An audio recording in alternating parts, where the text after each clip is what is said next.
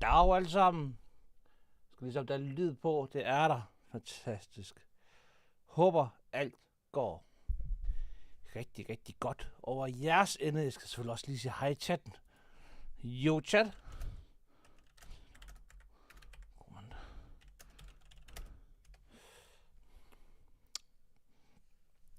Jeg håber alt det går godt hos jer. Det var der eftersferie. Jeg håber I nyder jeres eftersferie. Starten her på det. Den startede vel egentlig i fredags. Selvom, i teorien så startede vel egentlig i fredags, godt ikke?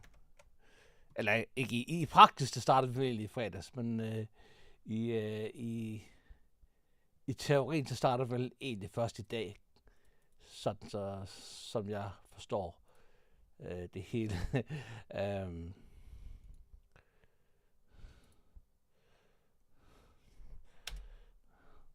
Sådan der. Så har jeg splittet den ind på Discorden.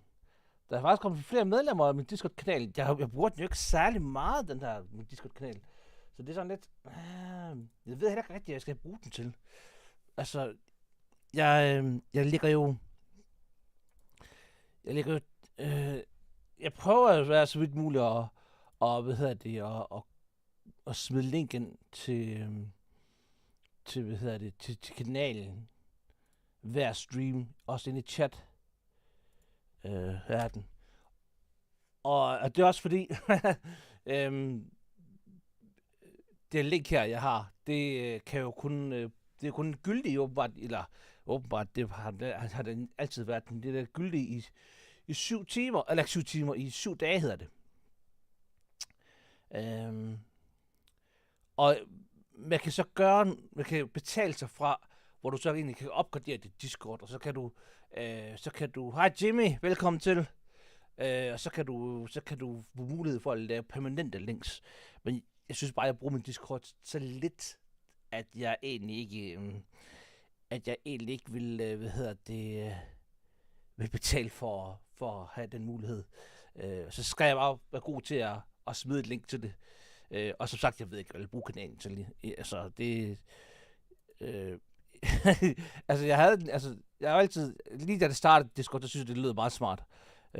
Så var der et tidspunkt, hvor jeg blev medlem af en masse server, men jeg brugte aldrig en af de server til noget.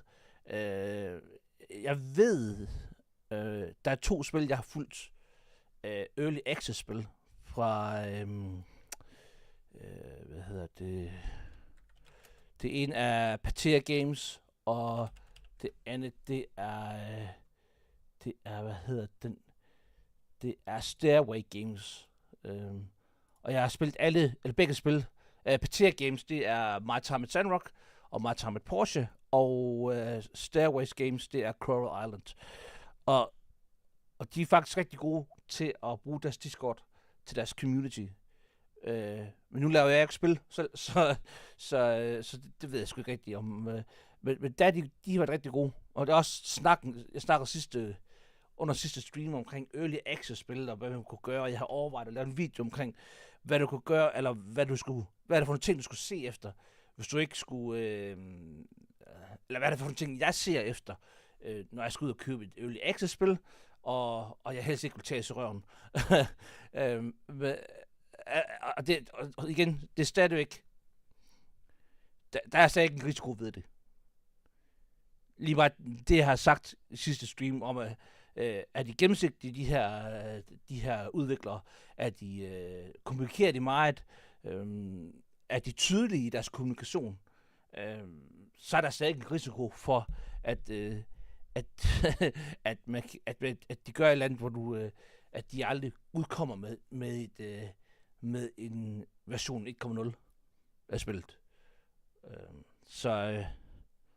Og der er også nogle spil, der ligesom har udviklet sig så meget, som der stadig er Early Access. Det er nogen, der har været der i hvad? 10 år nærmest, ikke? Og de har endnu ikke nået til at komme ud med en version 1.0, men de har bygget så meget på, at folk egentlig føler, at det er et færdigt spil. Så ja, det er sådan der. Nu skal jeg lige have noget kaffe. For sat den varme. Undskyld. Nu skal jeg have noget kaffe her. Alright. Så, men der overvejer jeg egentlig at lave en lille video, hvor jeg kigger efter, når jeg er ude og kigge efter Early Access, fordi det er jo ikke helt... det er jo ikke bare fordi, jeg går ud og køber et eller andet spil, og så siger jeg, jamen, bare for at købe. så det... Så jeg kigger efter nogle ting, og det er blandt andet Discord. Også har de Discord-kanal, er de gode til at bruge den. Så... Alle det skulle være dedikeret som fyren på Unreal World. Det ved jeg faktisk ikke, hvad det er. Hvad er det, Unreal World? Er det der vil bygget på Unreal-motoren, tænker jeg. Men det kender jeg faktisk ikke, det spil. Eller, så har jeg måske glemt. Det kan være, jeg lige har stødt på det, men så har jeg glemt. Men ja, der er nogen, der er dedikeret. Der er nogen, der er rigtig dedikeret til deres...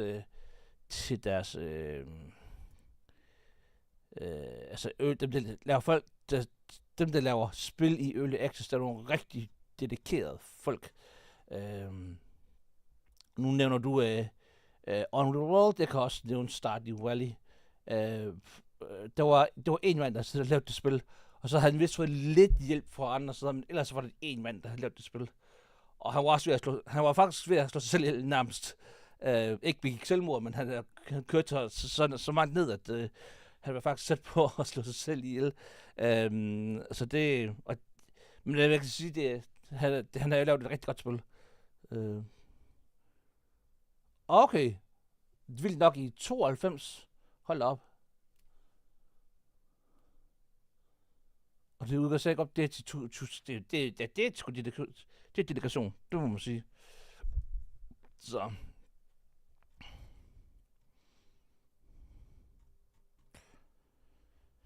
Men så det overvejer jeg lidt at smide en video omkring.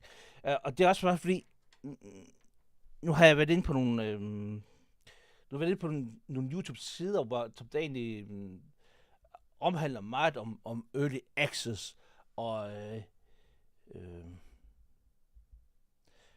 hvor de er meget, meget af deres fokus har været en at kalde folk ud, som der prøver at scam ved at lægge nogle produkter ud, som der måske ikke helt passer til det, som de egentlig har lovet. Og det er så i Early Access oftest. Så de kan komme med undskyldning, at vi er ikke færdige nu, fordi det er et Early Access-spil. Og det, hvis man begynder at gøre det, så er det sådan lidt, det er faktisk idiotisk. Altså, så det er så et rødt flag for mig. Men når du så går på den anden side siger, hvis du for eksempel jeg opdaget en fejl, eller jeg røg ind i en bug, da jeg så har spillet My Time at Sandrock, hvor hovedhistorien den ville ikke fortsætte, når der kom til et vist punkt. Og der var der flere, der havde gjort det. Jeg kan se, at der var flere, der skrev til Patea Games, dem der laver det, eller Patea Studio sidder det også, dem der sidder og laver spillet, og de sagde, det skal vi nok tage imod. Og så gik der lige et par dage, og så har de lavet de sådan det de kalder en hotfix ud, som er sådan en mindre opdatering, hvor de bare ret op på nogle små fejl. Så det, og det var ikke noget med at sige, jamen vi satte ikke i Early Access. Nej, de sagde, ja, fint, så tager vi lige på os, så vi skal nok lige få sat en opdatering ud. Altså, det er fedt. Det er rigtig fedt. Og så føler man også så hørt. Og så får man også lyst til at støtte op omkring de her folk her, som 9 ud af 10 gange er nogle dygtige folk, og de gerne vil lave et godt produkt. Men de har bare ikke så meget, de har ikke så mange ressourcer. Så nogle gange så kan man sige, der er også tidspunkter, hvor der er nogle Early Access spil, hvor de sådan hvor der er sådan lidt længere perioder, hvor de ikke laver så mange opdateringer til spillet. Og det skal man også have øje med, fordi at de her folk her, nogle gange sidder de jo bare, altså i Stardew Valleys eksempel, så er der jo en mand, der sidder der. I andre eksempler, så er der så måske lidt flere, men stadig er nogle folk, der måske arbejder det er det, i deres fritid. Nogle gange er det sådan en halvtid, de bruger på det.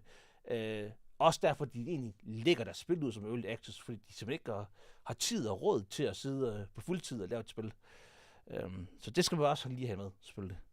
Det er gratis på hjemmesiden, koster vist penge på Steam. Okay, det lyder spændende. Det skal godt være, at de skal se på det. Jeg er ikke så god til det der sådan helt survival. 100% survival, altså det da godt være, at de skulle kigge på det. Ark er et andet godt eksempel. Det er vist ikke kommet ud i sin 1.0 version endnu. Men hvor lang tid har det været i early access? Jeg kan lige gå nu og kigge på det, hvornår det startede.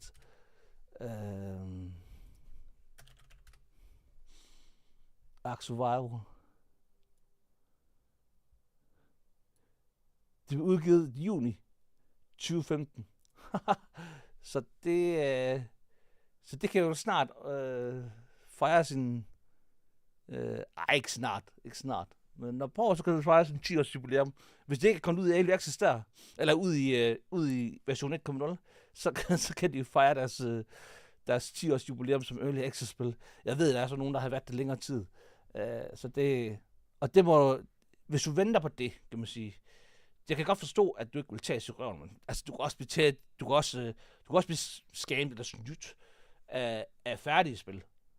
Altså, må jeg ikke bare nævne No Man's Sky? Hvad det lovede i starten, og så det kom ud med i starten af deres 1.0 version. Det var gysligt.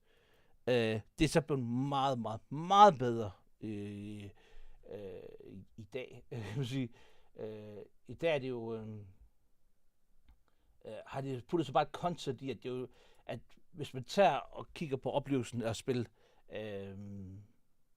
No Man's Sky, dengang det udkom, og så til nu, så er det bare 2 vidt forskellige oplevelser.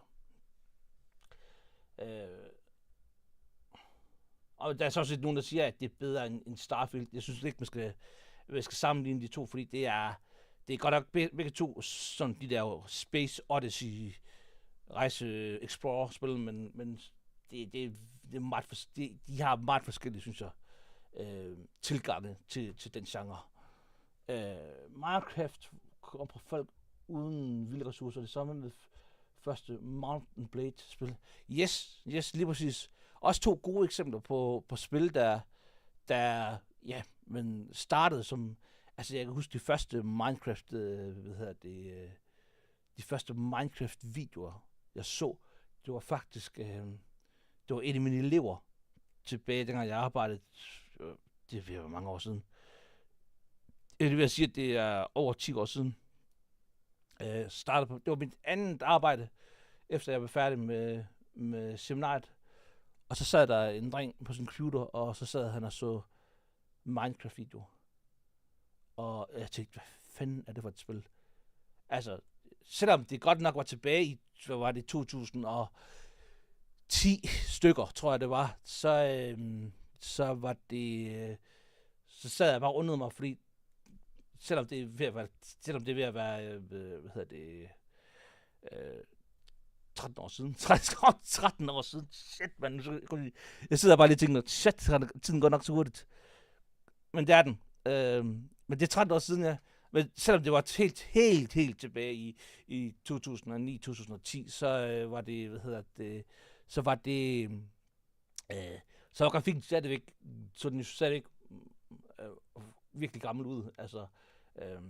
Og jeg spurgte ham, hvad er det for noget, og du så fortalte, hvad du skulle, og så videre, og du skulle bare bygge. Det var sådan set det. Og mine, der er navnet, ikke? Og så var det. Og så er de også bygget så meget mere på, og mange forskellige, ikke bare selve, der er jo til Minecraft-spillet, og så er der så en masse,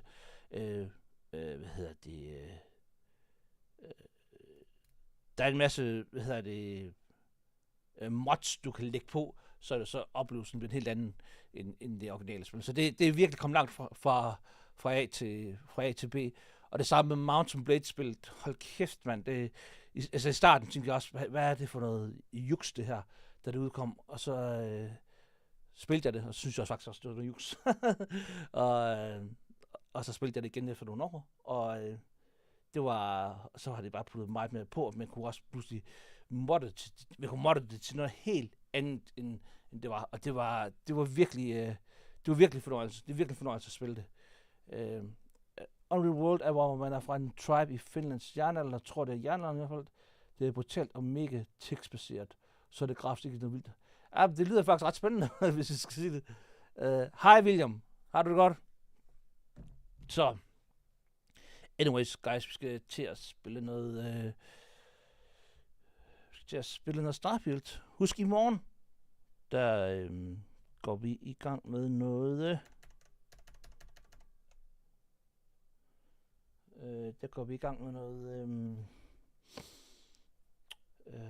Prison Architect, tror jeg, vi spiller en enkelt gang. Og så onsdag.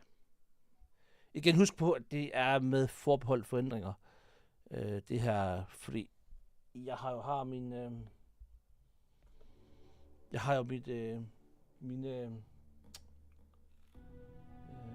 min bil til reparation, så hvis de ringer, eller når de ringer, så bliver det jo min første prioritet, det er for bilen.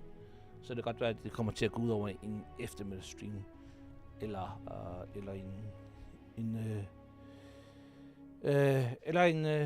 en formiddagsstream. Det må vi lige se, hvordan det går. Jeg har jo skadet en bil, så så det skulle til reparation, og så var der noget forsikring oveni. Og så det jeg brugte, det jeg plejer at bruge, det værksted. Det kan man ikke bruge via min forsikring, åbenbart ikke. Så jeg måtte udhude i Aarhus Vest, og jeg bor i Skødstrup. Så der er heldigvis jeg har heldigvis nogle rigtig, rigtig, rigtig søde naboer, som der gerne vil bringe, køre og hente, hedder det. Sidder udenfor og venter på min fætter. Er det ikke lidt koldt at sidde udenfor her, William? Sid.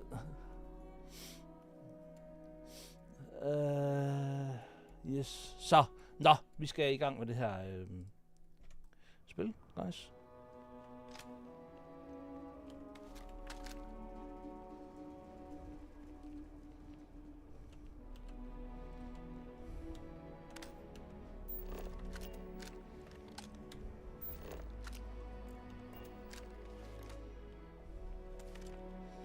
Alright. Skal vi lige se, hvad loggen det siger.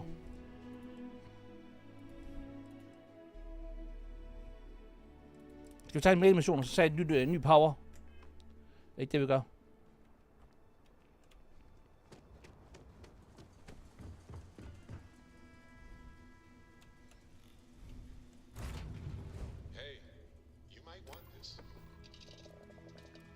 Så regner jeg også med, at vi skal tage min companion quester i dag, måske.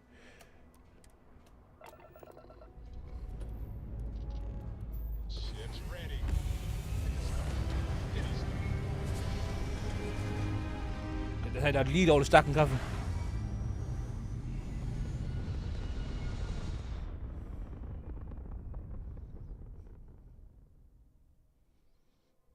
Kæft, dengang jeg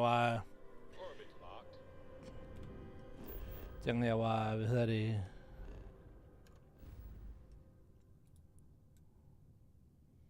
Dengang jeg var FDF'er, så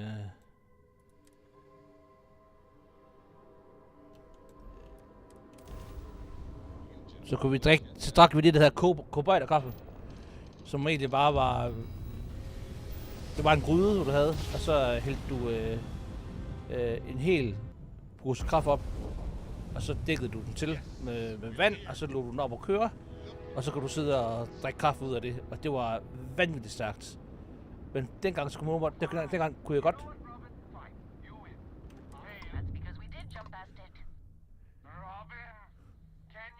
Dengang kunne jeg godt drikke det. Jeg kan jo ikke drikke så meget stærk kaffe i dag. Det er min mave ikke så meget til.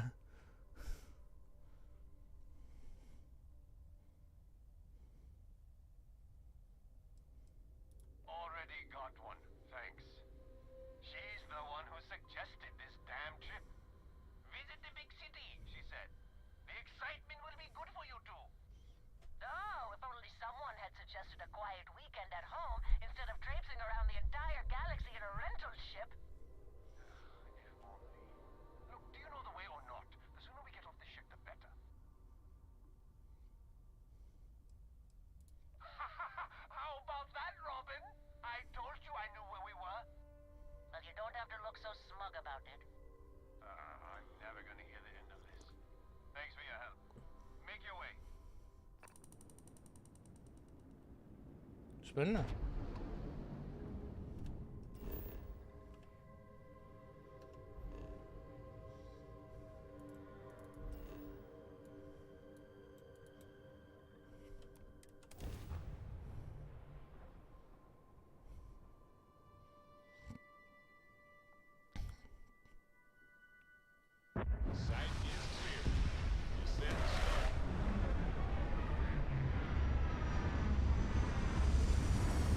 Jeg ved ikke hvorfor det var bare sådan random folk vi møder, åbenbart. Det er fint her.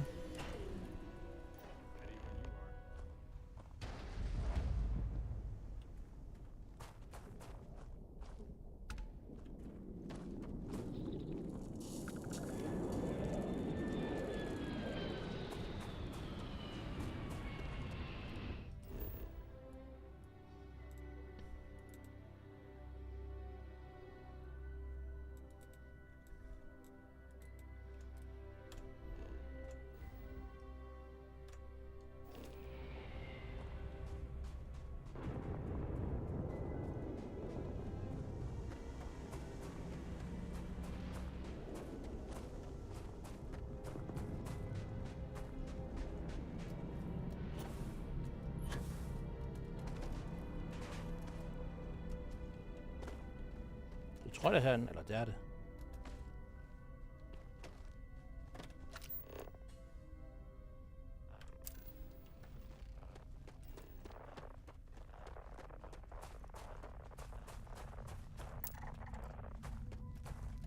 Ellers så håber jeg ved ikke, om har I eftersvag nu her. Der har jeg. Og men det er lidt uforhjælpt.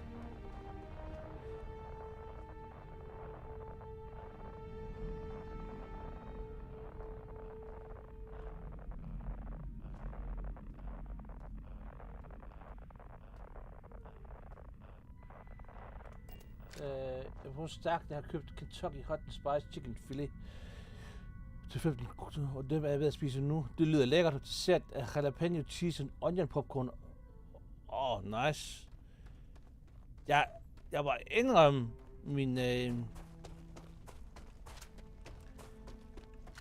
min maveforstærket mad har været bedre før i tiden, end den er i dag.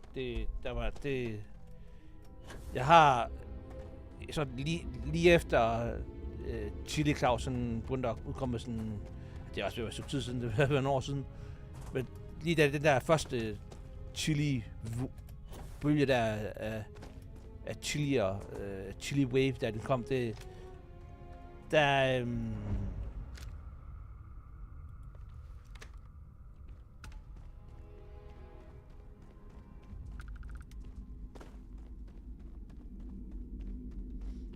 der prøvede jeg lidt at eksperimentere med det, men det bliver nogle vilde omgang. Så jeg har prøvet at for eksempel at bide ned sådan en eller spise sådan en det Carolina Reaper. Det er ikke særlig behageligt.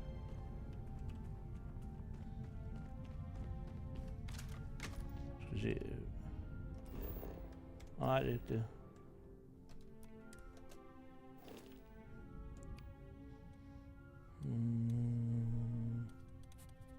Jeg tror, jeg måske skal til at udvælge, hvilken våben jeg skal have. Fordi jeg vil gerne have min powers også. Som jeg ikke bruger det ret meget.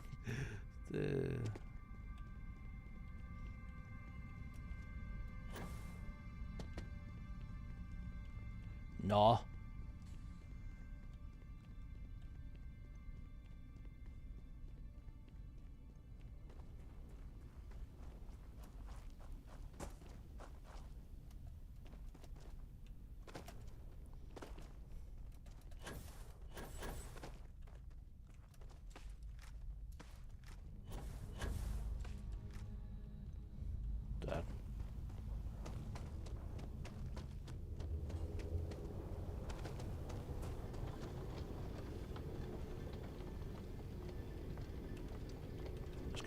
Okay, kom ind.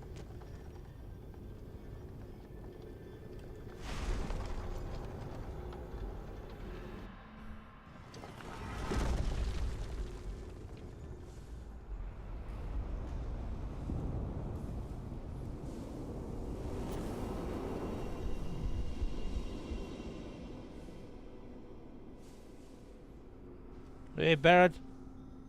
Bruh.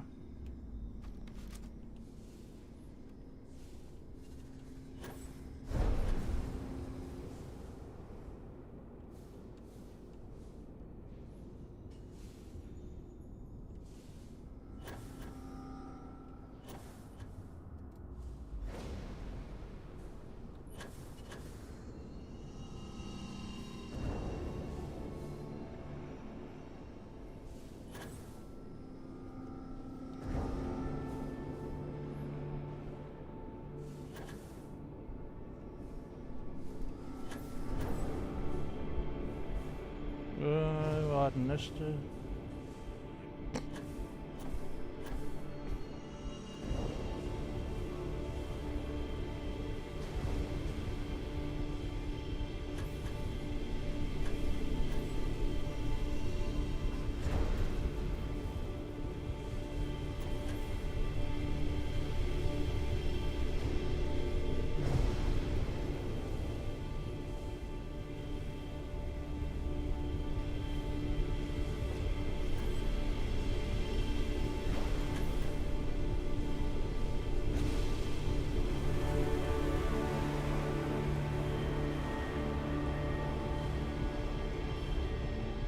Var det det?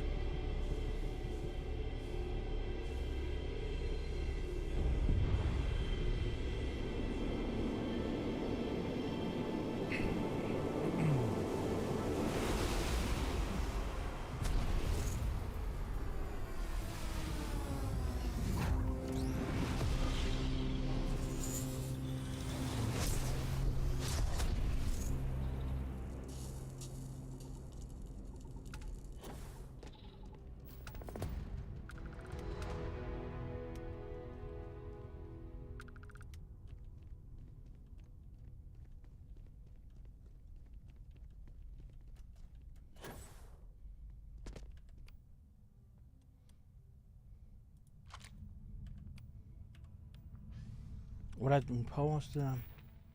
What, jeg kan se den.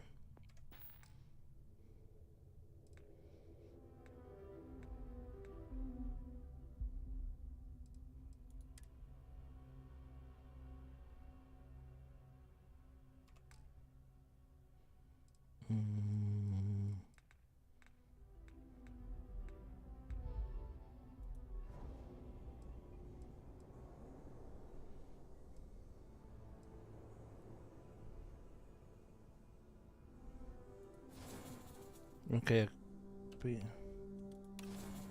Nice.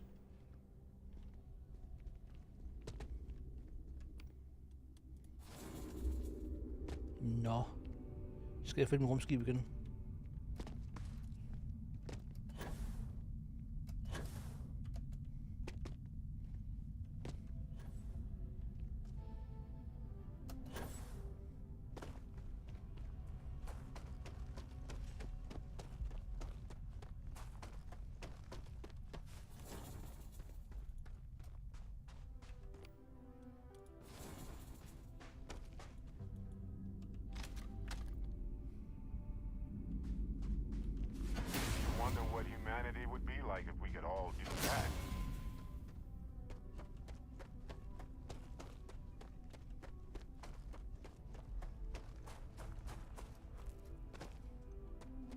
Bruh.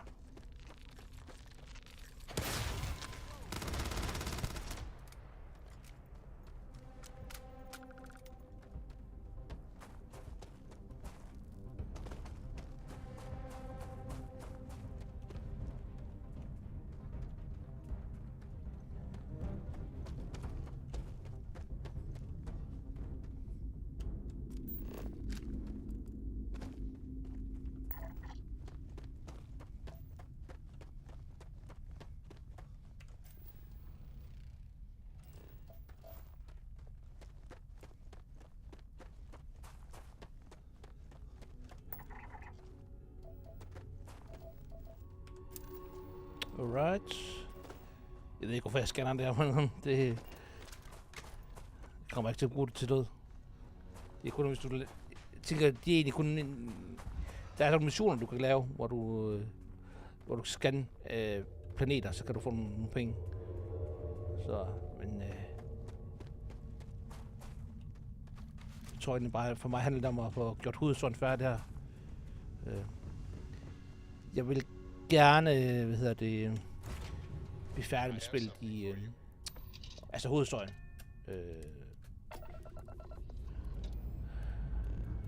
Her i eftersferien.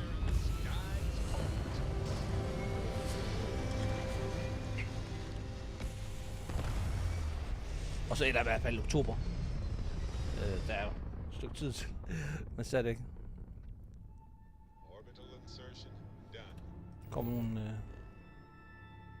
nogle spændende spil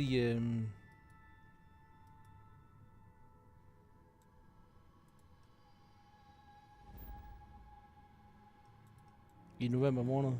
Eller det gør det faktisk ikke engang. Undskyld. Jo, det gør det. Det kommer start for alle. My Time at Sandrock, færdig versionen.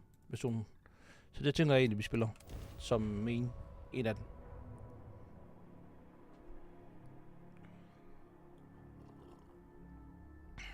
I have something for you.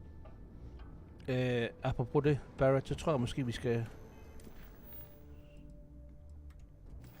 Hvad er det, vi har gang i nu her? Jeg tror, jeg skal til at gang med Barretts missioner. Men jeg tror faktisk ikke, vi kan skifte ham ud, før de er færdige med hans... For vi er allerede gået i gang med hans questline. Så det er...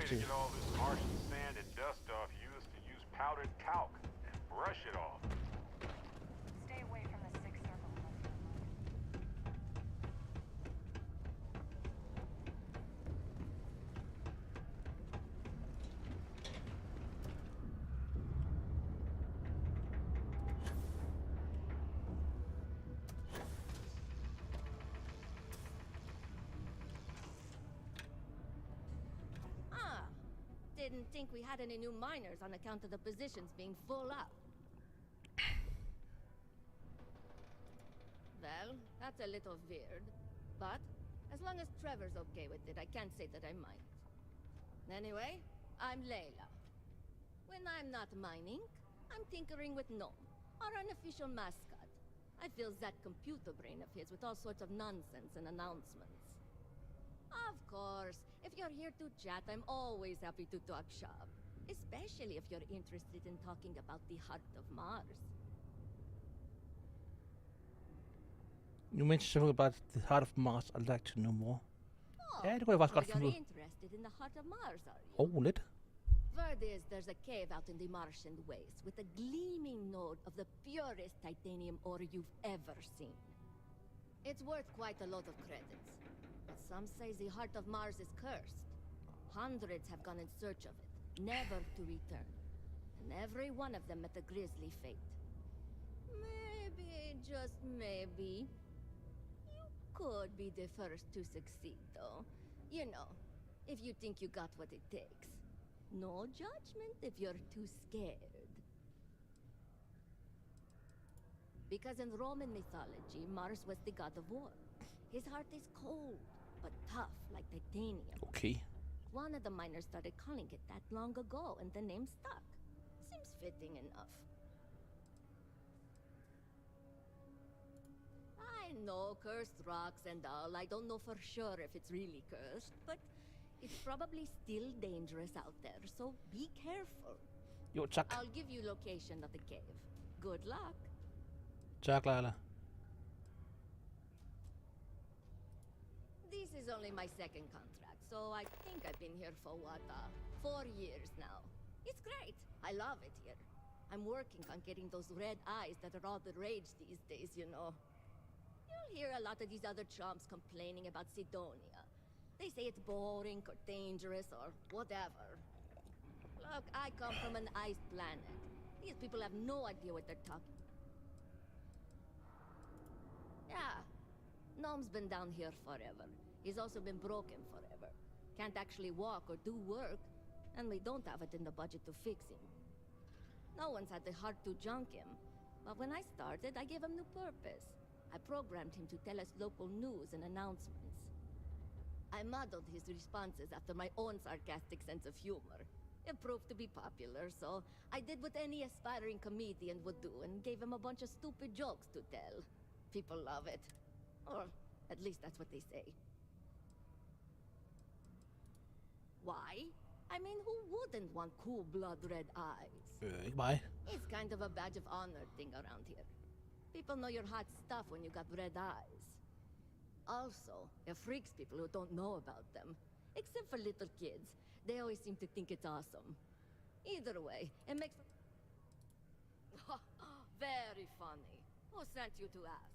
Was it Rivka? No, she seems to know what she's doing. I bet it was Hank, wasn't it? He always acts like he's top dog. But we all know he couldn't mine his way out of a wet paper bag. Okay. Oh, you're a miner too. Funny. I didn't think there were any new contracts starting. Which means you must work for a rival company. And if you think I'm going to divulge trade... Look, I won't report you, because we've all been there. But I like this job. I don't have any intention of losing it over something like this. Okay, spændende. See you around, I guess. Ja, hygge dig. Skal vi starte med Barrett? If you want to head to Gagarin now, I'm ready. Just so you know. Done everything that we can.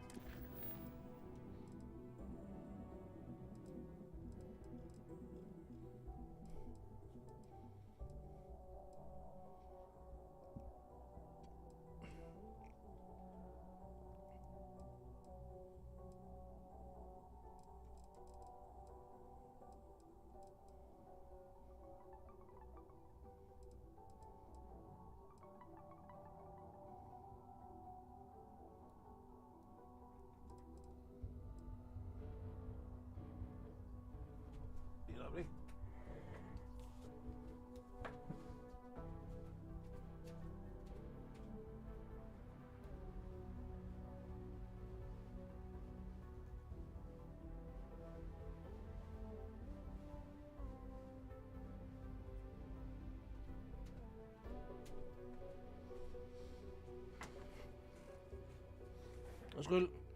Mine naboer er ved at... lige for nye naboer, så de er ved at bruge noget. Jeg skulle bare lige se, om de var ved at gå, det går helt galt for dem. Hvad var det der? Hvad fanden er Barrett's Quest? Altså, vi kan også bare lade være, hvis det gør der. Så det...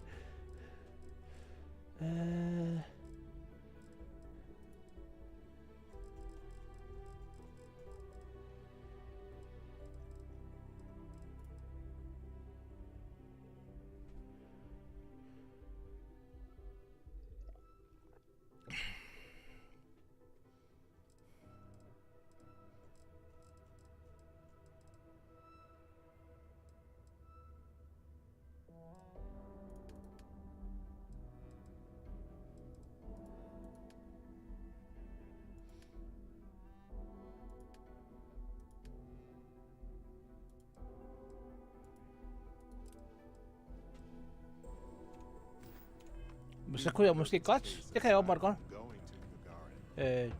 Fair nok. Jeg troede bare ikke, at efter...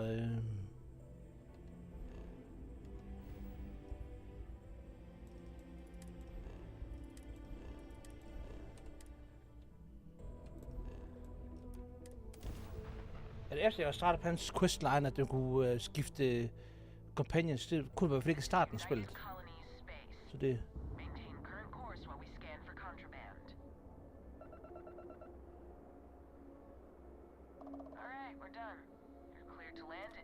Tak.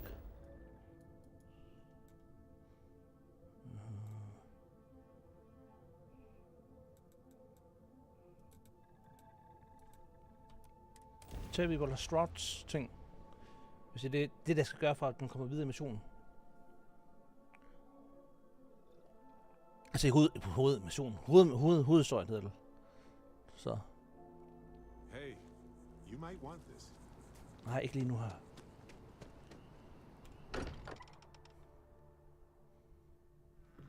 place is a delightful relic tangled up with hope, grit, and science. I just think you should give it a little more thought, okay? Are you ready to set off? Fine. Let's see what he says.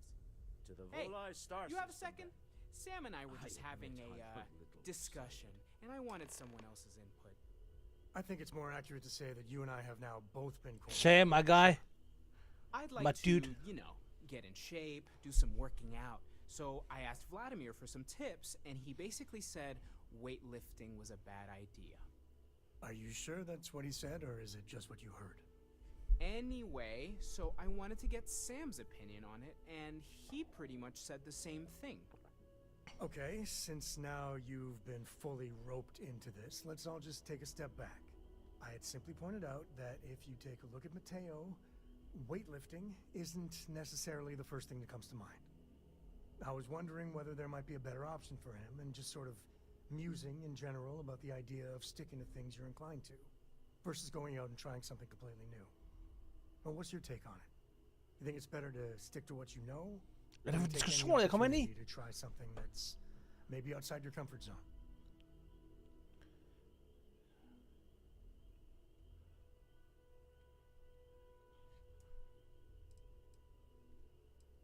Og så bare drill lidt her, så vi kan også...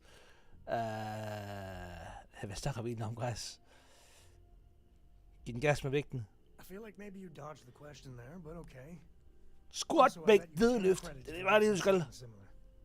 Of Det er course. det eneste øvelse, det virker. Anyway, thanks. I think I'm gonna try it. And don't worry, I'll be sure and ask Vladimir for pointers. Hey, we'll support you no matter what. Just don't want to see you. Okay. Yeah, I know. Thanks.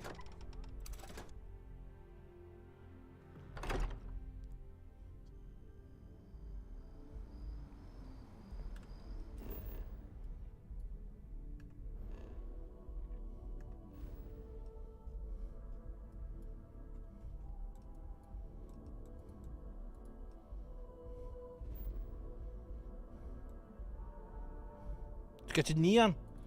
Nice. Der.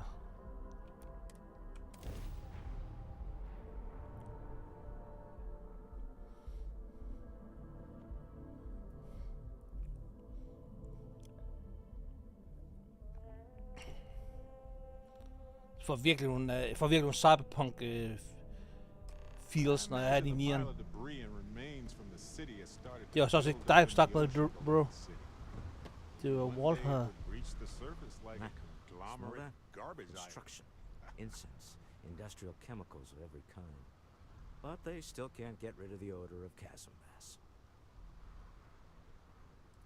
A native species of fish. I often wonder what would have happened if they'd never found out about the psychotropic effects. I mean, on paper, a rich protein source has far more practical value than a recreational drug. But theory loses out once again to practice. Something to do with chasm bass's natural oils, apparently.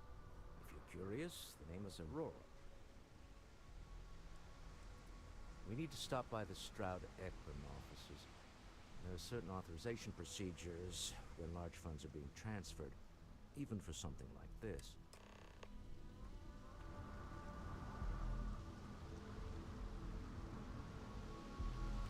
The Stroud-Eklund offices are in the trade tower.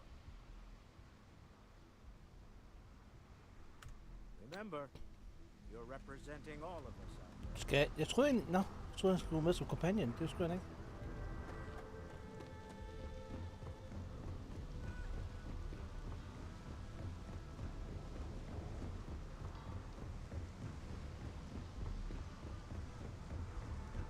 Keep moving.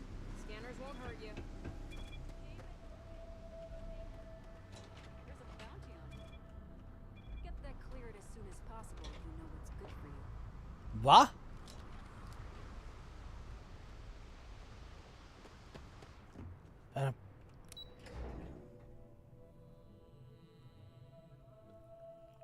Er der bounty på mig?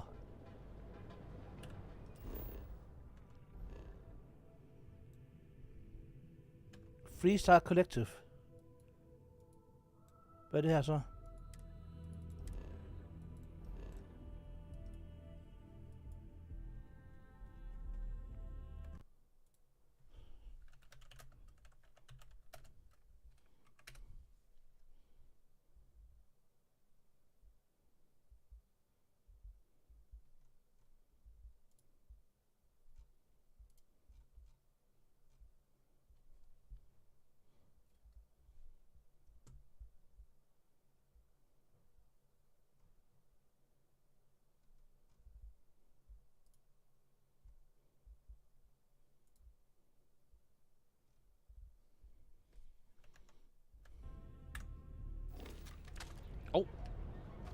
kommer der helt klart en bounty, hvis vi begynder at skyde.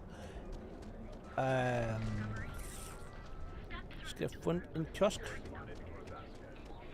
kan huske, om der var en her.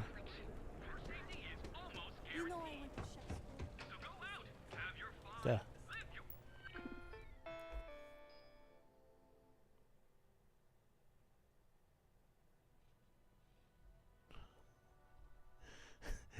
$45.650. At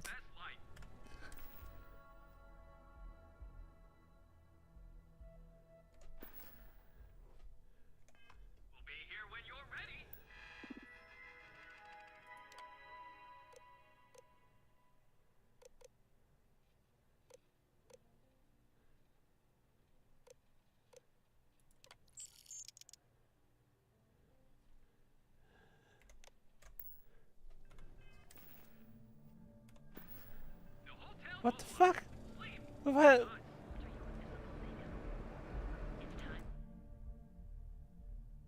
Nå, nu ved jeg det. Jeg var oppe og slås med nogle af deres skibe. Men jeg kan jo godt flyve over til den, er jeg ret sikker på. Jeg har slet ikke en mission. Jeg har faktisk slet ikke en quest en gang med den. Hey, Jimmy. Crypto Fleet, skal vi ikke lige huske på, at det er dem, der faktisk er pirater. Altså, det så... men jeg vidste bare ikke, at jeg kunne få bounty på dem. Altså, hos dem. Det kan man åbenbart. Jeg tror lige, vi gemmer her.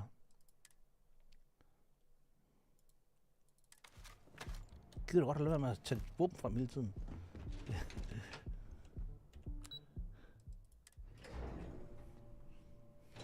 Yard of the future. This is where quality ships are made. And I don't just say that because it's Stroud's business. It's just true. Mr. Stroud, Yeah, dude. we didn't know you were coming in. It's all right. I just need to have a short chat with my counterpart. Is she in today? Yes, allow me to bust you in, sir. Walter, Issa. shall we continue from last time? The luxury cruise line market is completely outside of our core competencies. Investing into it is a mistake. No, I'm here about... Wait a minute, a mistake? Our ship designers are the best in the settled systems. They design personal craft and military ships, Walter. Large-scale accommodations and hospitality is a completely different beast. Oh, I'm so sorry. Here I am arguing with my partner. And you're just standing right here. Issa Eklund, the hyphenated Eklund in our glorious company's branding.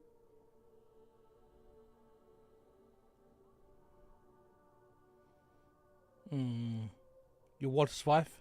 Co-CEO, heir to the Eklund fortune. And somewhere down there, I'm his wife, yes. Didn't know our marriage was such a low priority. Ja, jeg skulle lige sige det. Det ligger bare der. Jumps Det at ligger the bare least dernede. right moments. Kommer bare med alle til titler først. Nå ja, så er jeg også gift med ham derfra, by the way. Startmusiklerne. Only you and your partner skal se. Oh, aren't you lovely? Walter, wherever did you meet your new friend? I'm jealous. A colleague from Constellation. Ah, yes, the daring explorers my partner is so infatuated with. You should hear him reciting that speech. There's no need to go into that. Oh, my heart skips a beat when he does it. Really, it does. Such passion. If he talked to the board that way, I wouldn't need to placate them so much.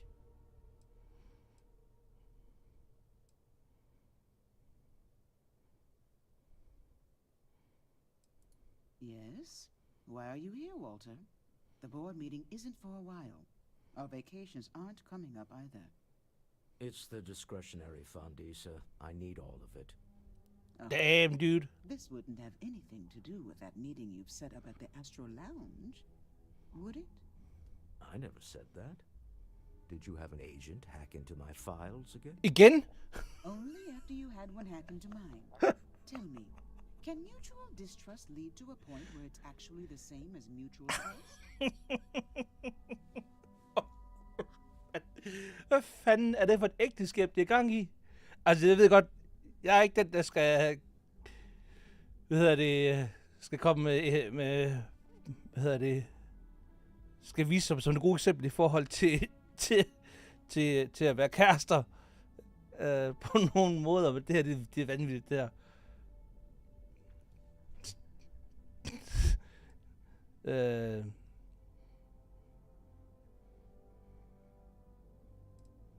This is how you two work sniping at each other. At det er et vildt ægteskab, det her.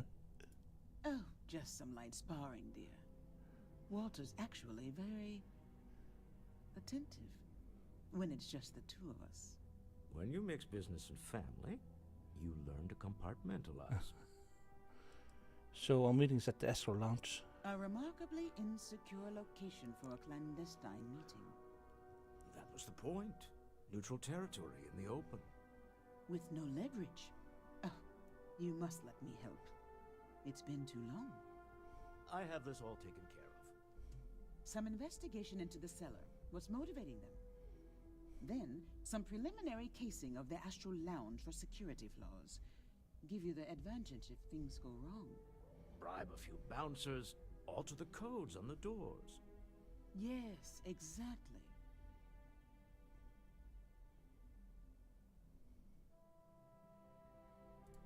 I hate being selfish, but I would like some time with my husband. We need to go through the fund authorizations anyway. James Newell is the broker who knows our cellar.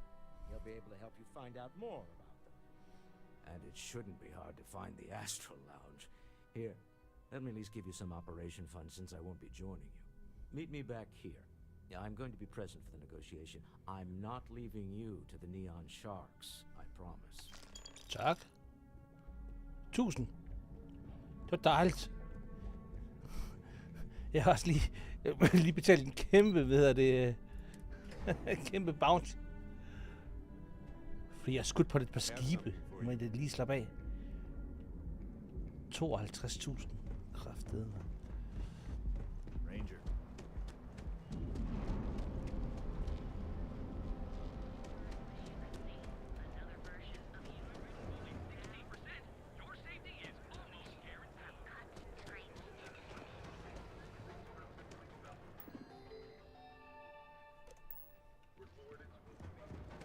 Their attack with weapon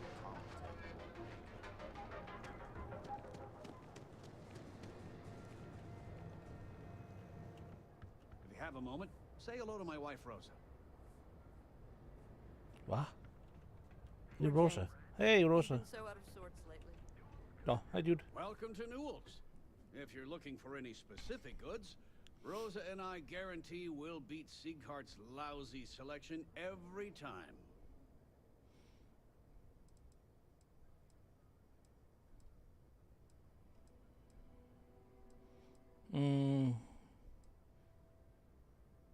Health competition is one of the cornerstones of owning a business. I understand that. But when you're dealing with a snake like Siegert, normal commerce practices go right out the window. That man has absolutely no respect for the business community on Neon. He skips merchant meetings and refuses to participate in any of our group buys. Worst of all, he pays off Neon's security to keep his place safe.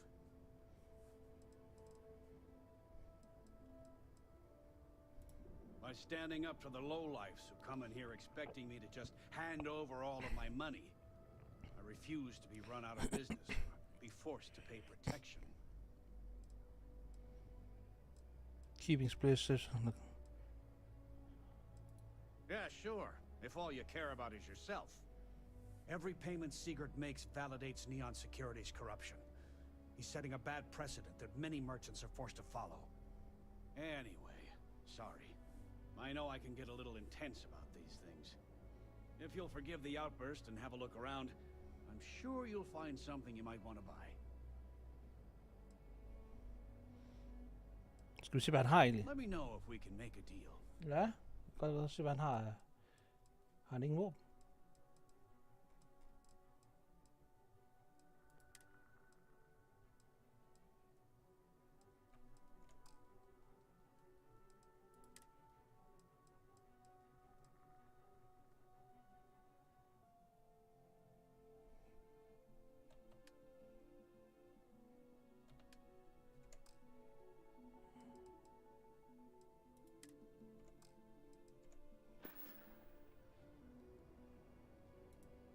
best deals Nå, in town. det skulle jeg...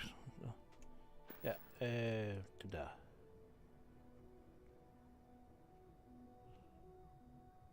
Skal vi tage den, så kan vi tage det som sidequest, det der. Oh, okay. Fair enough. Just be careful when you're dealing with Sigurd. He can be surprisingly unreasonable when he's cornered.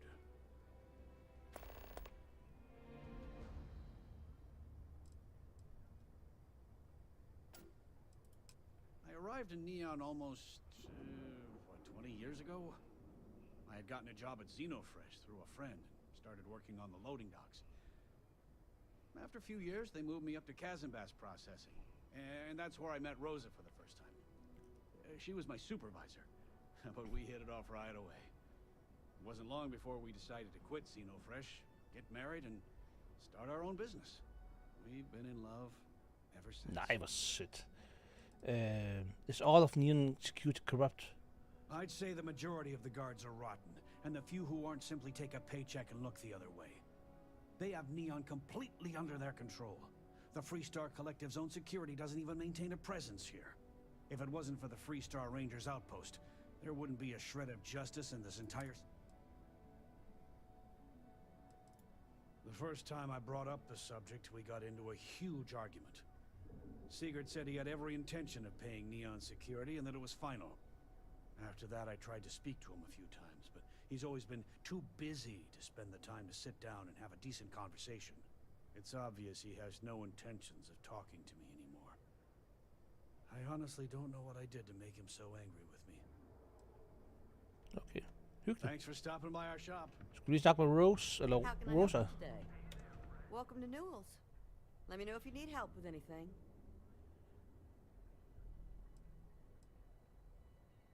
Sounds like I'm the one who should be helping you. Do I sound that awful? I didn't even realize. Terrible, just terrible. You'll have to excuse me. With all the ruckus my husband's been making at the Merchant Alliance meetings, it's difficult to get any rest. Poor old man has himself mixed up in a foolish crusade against Dietrich Sieghart, who he's angry at for paying off Neon security. You don't think Sigurd's doing anything wrong? What's this Merchant Alliance? It's a little group James formed with some of the other vendors on Neon. I'd call it more of a support group, because all they do is sit around and complain about how hard it is to run a business here. Why would Sigurd be paying?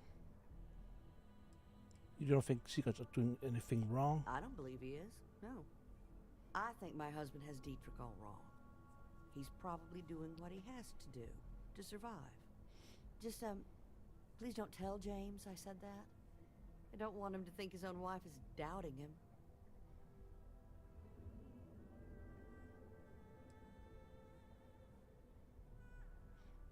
Why does James know you don't agree with his crusade?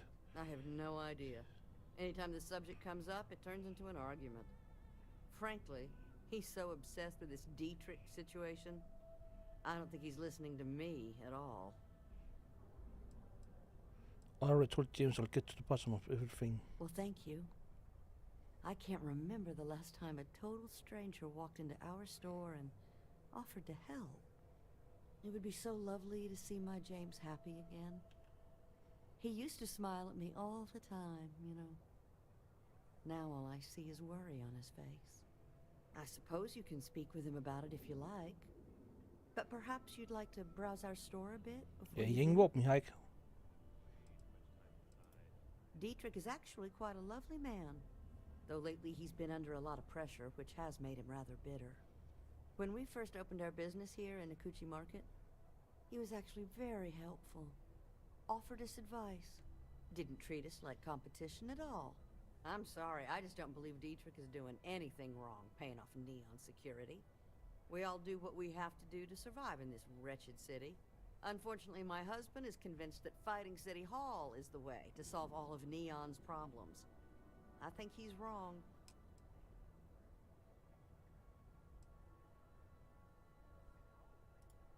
Oh, he'll be so upset for me telling you this. But James and I used to work on the Kazanbass line at Xenofresh. We didn't do any of the Aurora extraction, just dealt with the leftovers. I was a supervisor on the line, and when the alarm Overvej went off, it lige, had been stopped.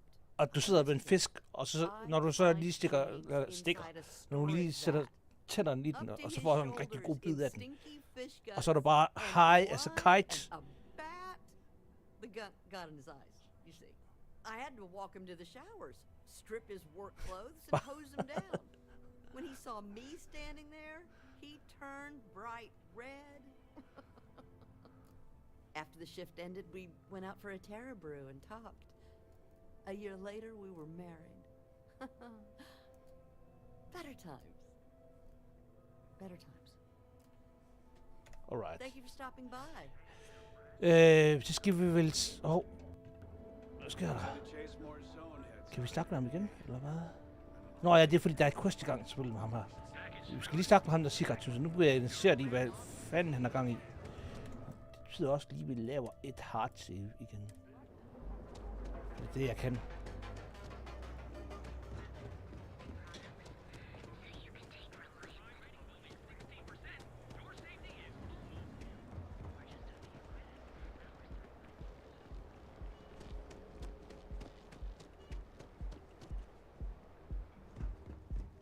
Astro Lounge. Yeah.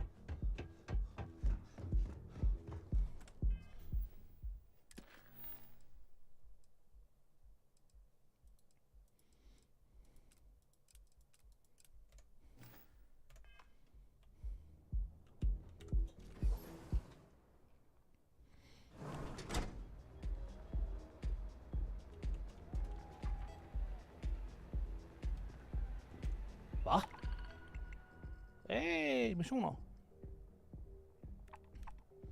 Destroy the Crimson Fleet Reaper at 2650 får jeg for det. Men jeg fik... Jeg tror, jeg er faktisk lige ved at tro, at det er en af de missioner, jeg har taget off-stream. Bare lige for at komme af med dem.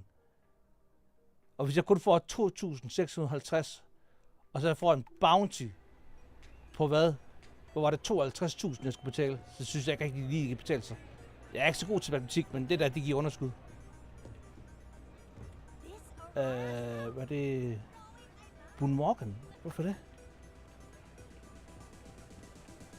Hvad fanden er her? Yeah, you're new here, aren't you? Name's Boone Morgan, your new best friend on Neon. If you're here for a drink or listen to the music, I've got you covered. But if you're here for something a little more exciting... Skal vi prøve Aurora? Nej, skal vi sgu ikke. Det skal vi ikke. Jeg har elever, der ser ved på min stream. I don't do chimps. Oh, no. Drugs are for street gangs and junkies. Aurora is on an entirely different level. I like to call it an exquisitely crafted, transcendent experience. Altså LSD. Only problem is that won't fit on the package. Here, you take a look at the menu. Now, I'm not going to lie. The Aurora is a bit expensive, but let's face it. Can you really put a price on pleasure?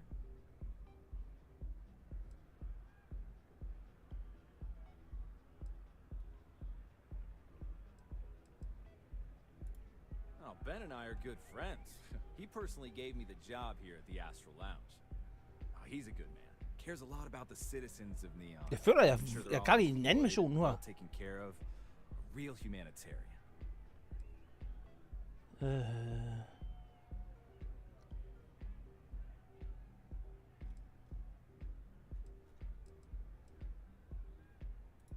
The Astral Lounge is one of the safest places in all of Neon. Security is hand-picked from the finest officers in the city.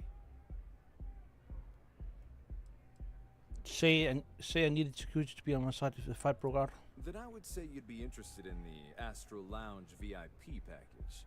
For a reasonable fee, our security can be your security. We do strive for setting the... Not currently, I'm afraid. Yeah, I'm sorry.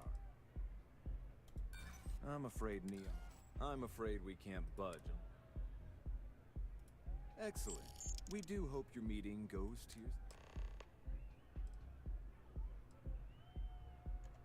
Hope to see you again. Yes, what? Okay. Hello.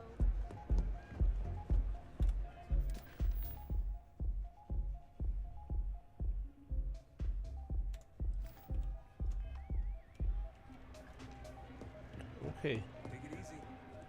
Yeah?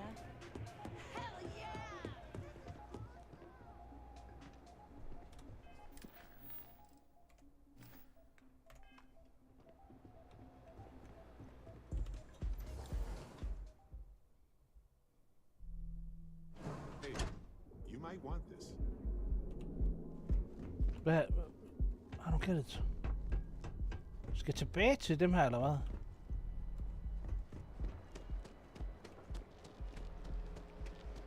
Private sector. Now is the time to enhance your life. Just one quiet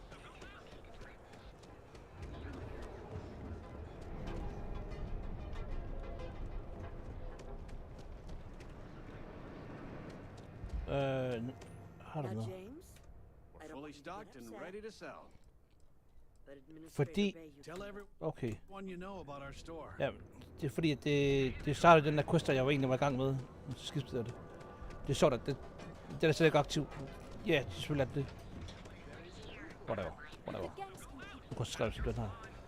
Vi er lidt interesseret i at høre, hvad ham der Sigurd her, han er for en.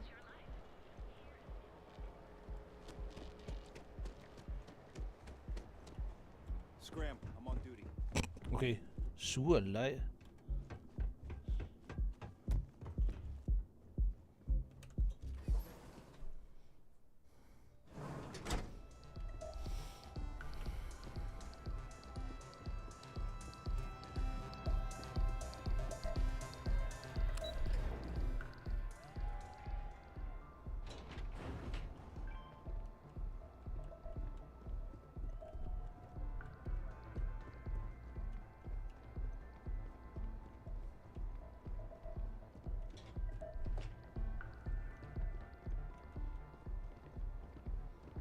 Så det ene, det er bare elevatoren. Alright. You didn't hear this from me. But those ecliptic mercenaries? Factions use them sometimes. Freestar Collective and UC both. That's why they give them a wide berth. Ask me, those murdering assholes should be blasted into space dust.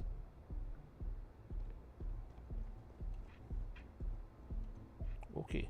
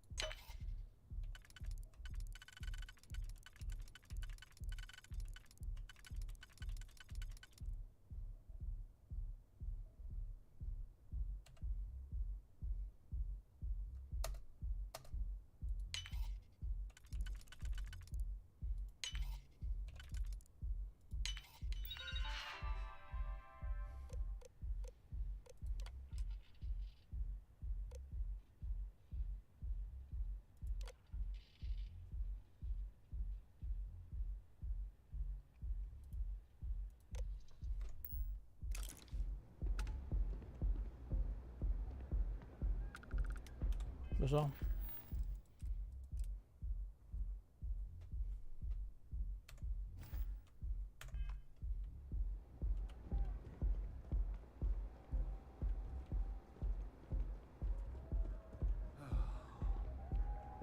Yes. What is it?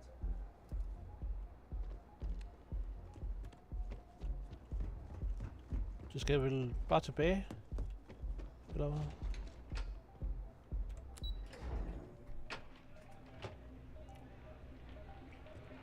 Nothing like some Aurora to take the edge off.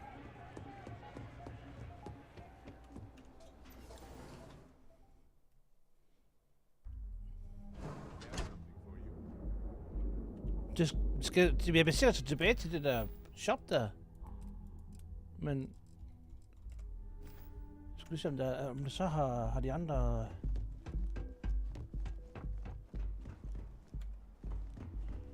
Don't make my job any harder. Now is the time to enhance your life. Guaranteed. So go out.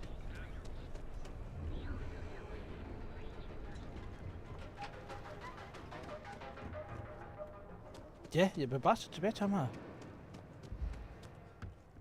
Feel like making... If you're looking for supplies, this is the place. Watch your back. Out there.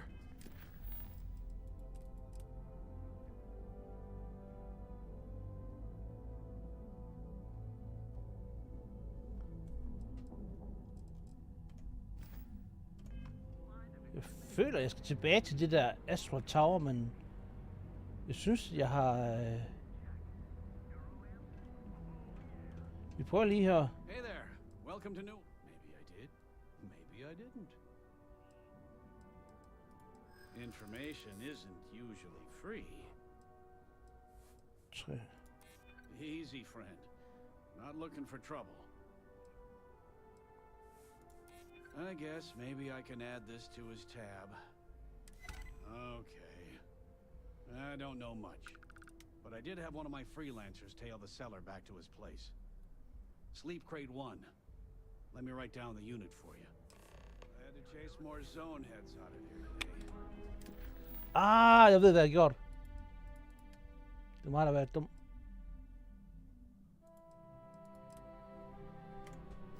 Der var den. Det er fordi, jeg var... Nå, men så er jeg i gang med 2 missioner på en gang. Før nok.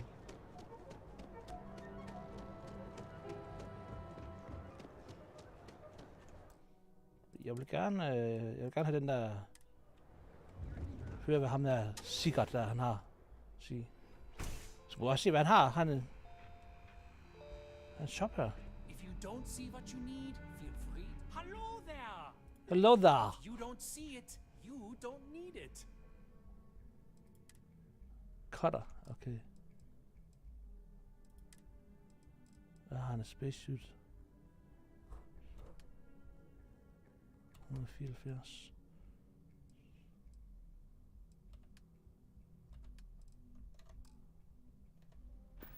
Okay. Welcome to Sighard's Outfitters.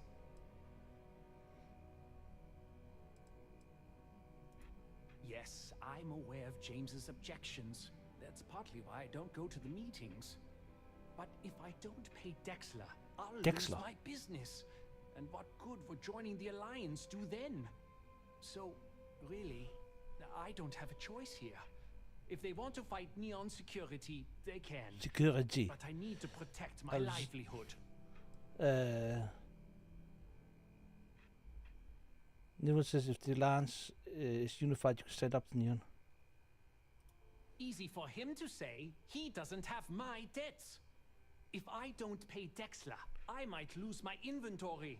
And if I lose my inventory, I'll lose my store.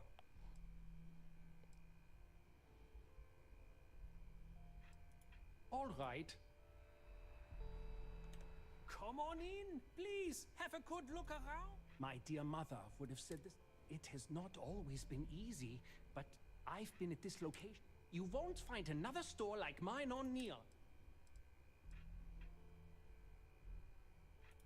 We can, but I still don't see why I should join the Merchants Alliance when my business is at stake. Who is Dexler? Owen Dexler is head of Neon Security, but he is less concerned with crime than he is siphoning money from honest businesses. Dude. But it's not just him. All of Neon is corrupt.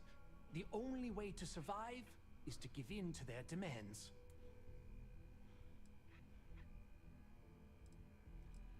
You can't be okay with letting Dexter profit off the gains. Really? I didn't know that. But I suppose they used to treat me with respect until I started paying the protection. But they have to understand, I could lose my business if I don't pay Dexler's fees. So I think you should stop the payments. And why is that? 3. Rosa said she gets why you pay Dexler, but she also said you're a good man and a good man stood up to the corruption. Rosa said that? I remember when her and James first started. They were very green. It was a different time. Okay, you've convinced me. I will stop paying Dexler his safety assurance fee. Assurance fee. And tell the Newells I will come to the next meeting. Maybe I will even bring some beverages and snacks. You can't stand up to Neon security on an empty stomach.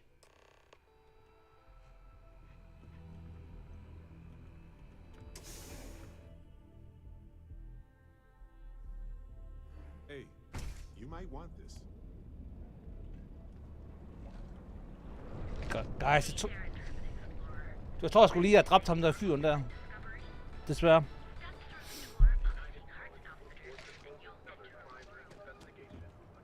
Jeg tror ikke, han er Dexel der. Han er sådan... Han lyder til at være en ret rar fyr.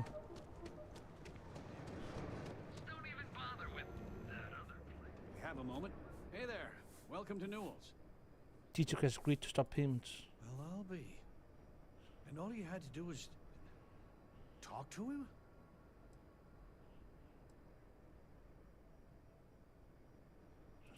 Meanwhile, I was so damn stubborn, I made this whole thing harder than it had to be.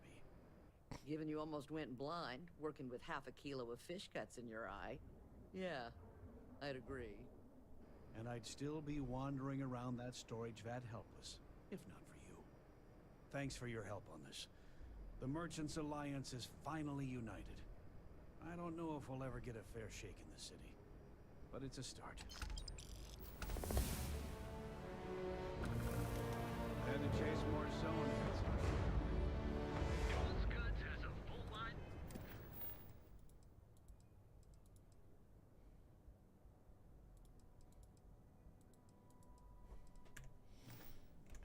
Of equipment and accessories for all your hectic needs.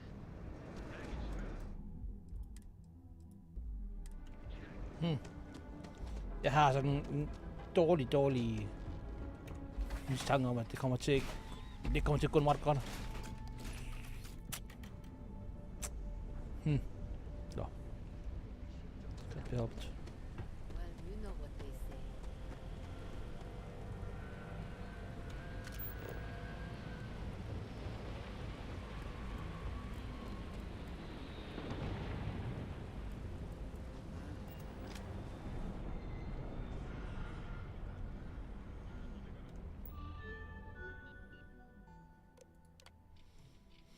Miss Musgrove, you might not be aware, but there's a certain item that your employers has that others have taken interest in. Now I know you are gainfully employed, but what's the harm in a little chat besides I have some information about your career that I would want to know if I were you. Okay. Blackmailing. I'm not joking, friend. Expect the termination notice to arrive soon. You need to think about your future and the precious few days you have left before they deactivate your security clearance. Your friend.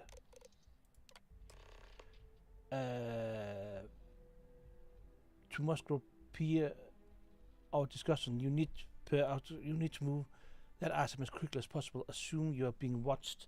It's only a matter of time before they come for you, your friend. Okay. What I don't sell ends up.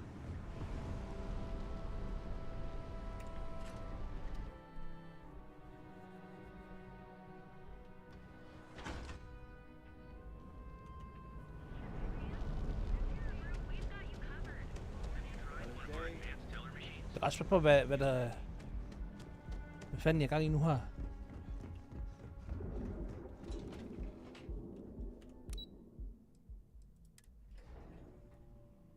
The Star Yard of the future. This is where quality ships are made. And I don't just say that because it Stroud's business. It's just true.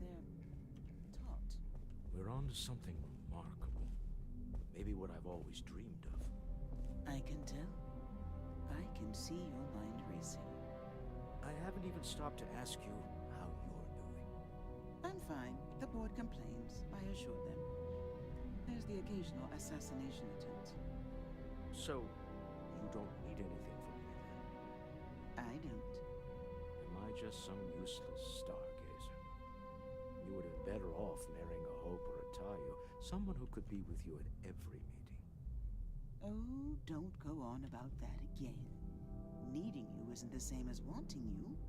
And I'd much rather want my partner than need them. Less complicated. I know Constellation seems to take up so much of my time. Nå, vi skal lige høre den her samtale, guys. Wondering what Åbenbart. maneuvering you're doing to take over the company and drive me out. It's how I show my love. Hey, dude. How are the preparations coming?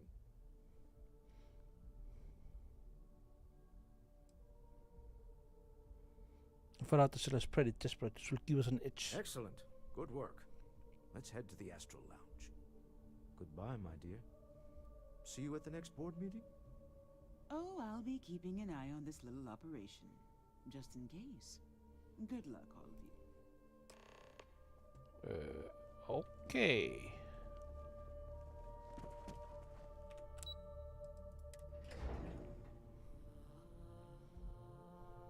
I have something for you.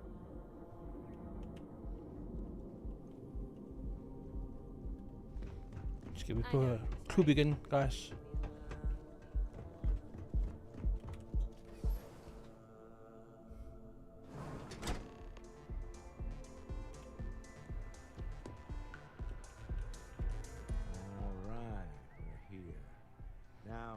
I don't know what the cellar looks like, but they'll have a security briefcase with them, larger than normal, big enough to hold the artifact.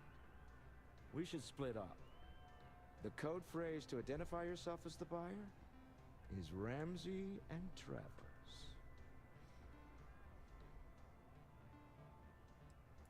Are they? I was really hoping for a message written in invisible ink, but this will have to suffice. Remember, Ramsey Det gør det bare and med Travers. citron. We'll meet back near the elevator. Security briefcase.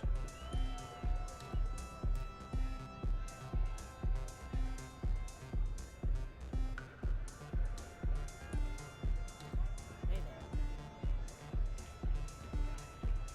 Haven't seen a leech in a while. You think the secret's up or no? Hey, jeg tror det er ham her.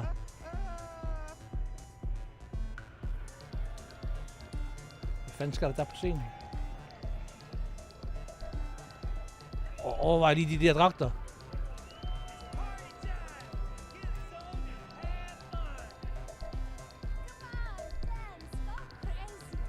Og hvor gik den ham her, Newton? Oh no, der.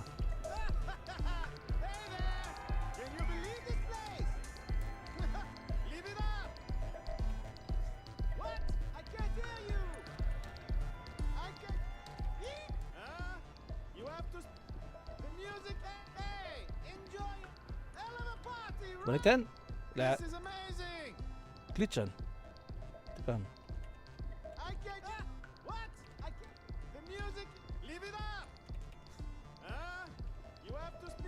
Det kan være, at der var en anden en så. Hey!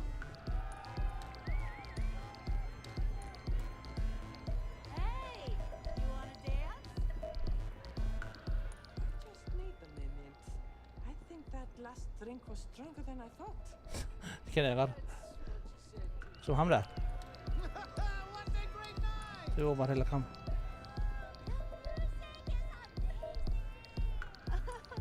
This place is insane!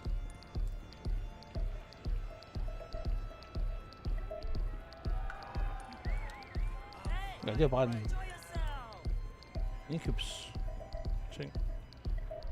Okay. Er der nogen heroppe så? Hello. Hun står bare og danser på sig selv. Cool. Hey. Hi, having fun? Howdy. If you're hiring, I could really use the work.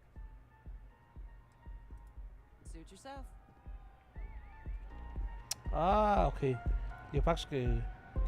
What is it? Can't you see I'm busy drinking? I'm with Ramsden Travers. Oh, really? I heard you all have a meeting in a few minutes, don't you? In one of those fancy VIP lounges? Speaking of which, I gotta get going myself. Excuse me. Okay. Yes.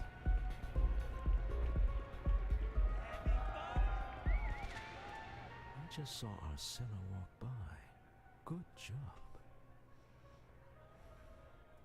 Now, before we head in there, let me go over the ground rules. He'll ask for twice what we agreed on. That's normal.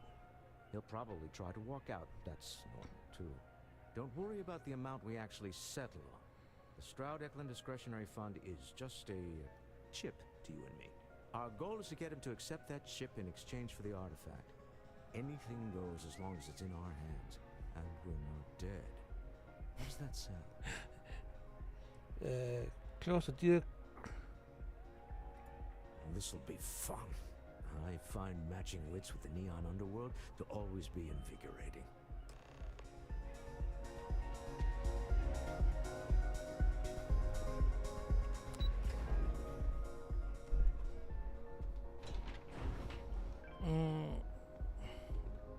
Skal vi derhen? Cause any trouble? Så skal vi lige lave et hard save igen.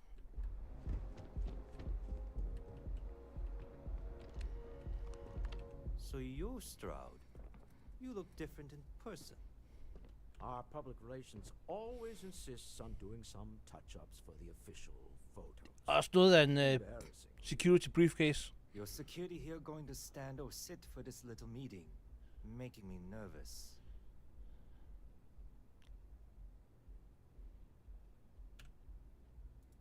So polite. Almost makes me forget what planet I'm on.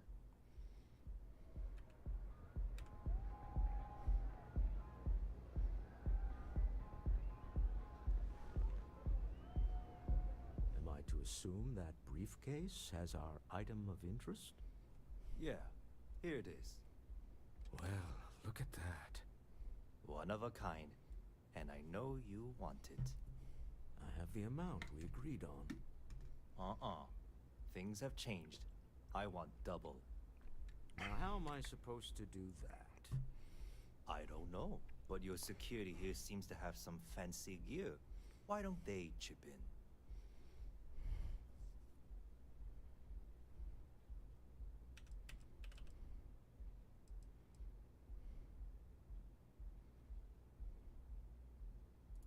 Not my problem. It is if you leave empty-handed. We came here in good faith. Now honor our previous agreement. You either figure out a way to give me what I want, or I walk out of here right now. I leave now. I can get a jump start on the people after me, instead of you all wasting my time. You'd be on your way already if you just take the money I'm offering you and shut up. What's it going to be? Take or walk?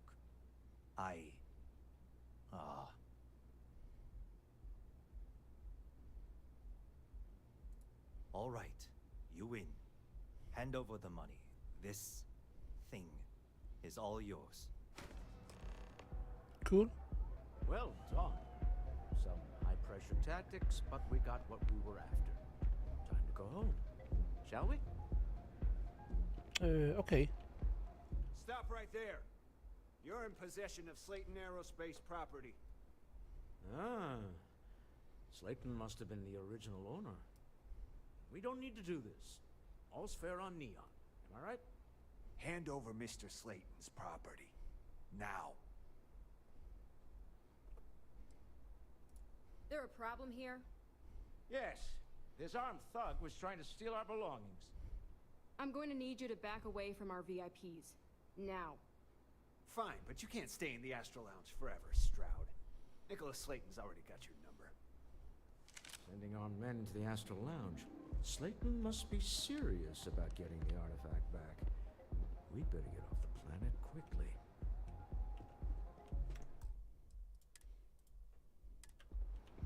Ja, spændende.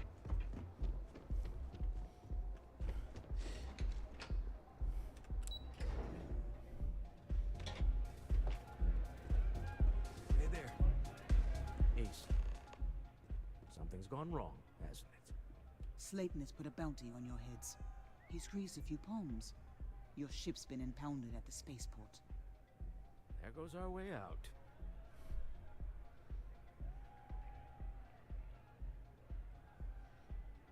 Was this Nicholas Slayton anyway? The CEO of Slayton Aerospace. They're a systems manufacturer. Engines, thrusters.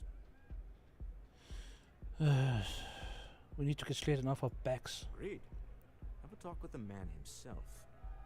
Slayton Aerospace has offices here in the trade tower. If Nicholas is moving this quickly, he must be there or close by. Let's head to their lobby, shall we? See if we can make an appointment.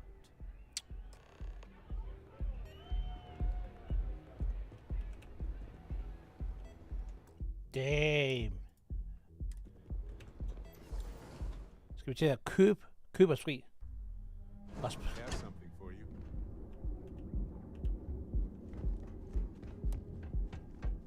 Bop.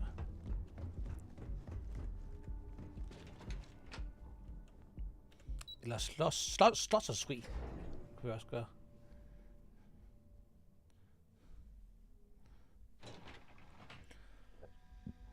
Oh, sejse guys.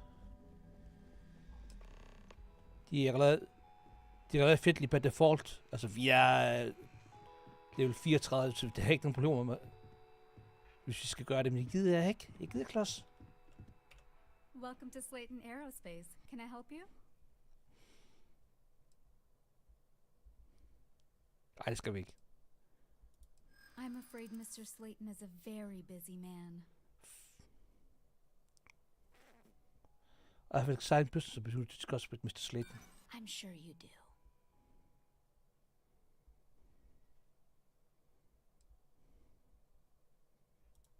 Ah, there does seem to be a hole in his schedule. Maybe I could squeeze you in. Let me see. Oh, I think we can make an exception in your case. Mr. Slayton will see you. Just use the elevator.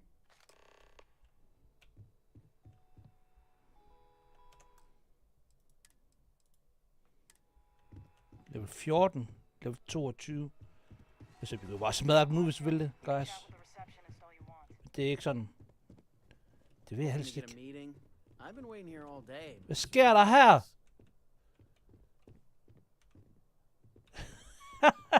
Grøn kostyme, og så går han i med, planten her. Hvad fanden sker der? Han cosplayer som Poison Ivy. Nå, skal vi op og snakke med ham og Juden.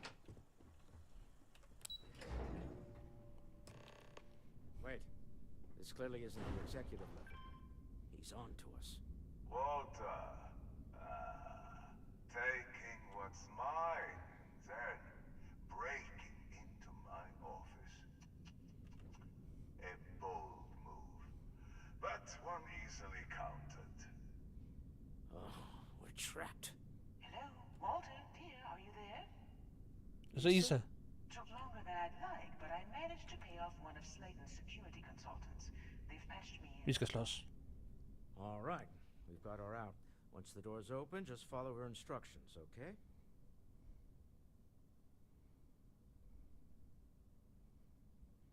No, I'm an elevator person. I built my kingdom here. Det giver slet ikke nogen mening, det der. Jeg er en elevatorperson. Det har jeg aldrig hørt før. Nej, jeg er en elevatorperson. Jeg tror, de har spist noget af det der fisk der, de laver, de fanger her på den her planet her. Ham, der har lavet den sætning her. Det er da vanvittigt.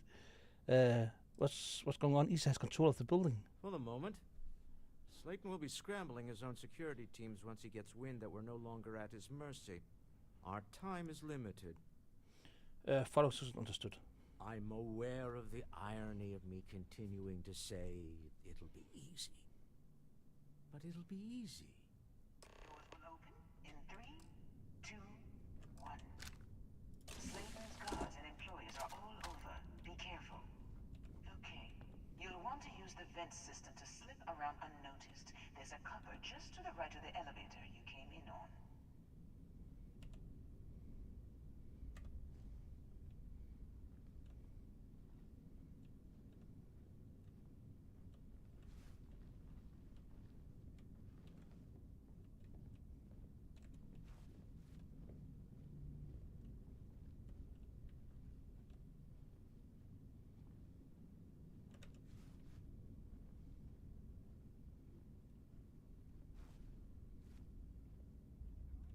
Security is on full alert.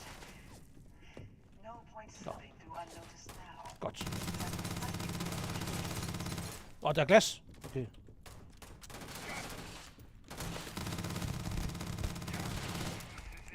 Det er det der dude. Pis. Jeg troede, vi var klar der uden. Well, they don't need it now.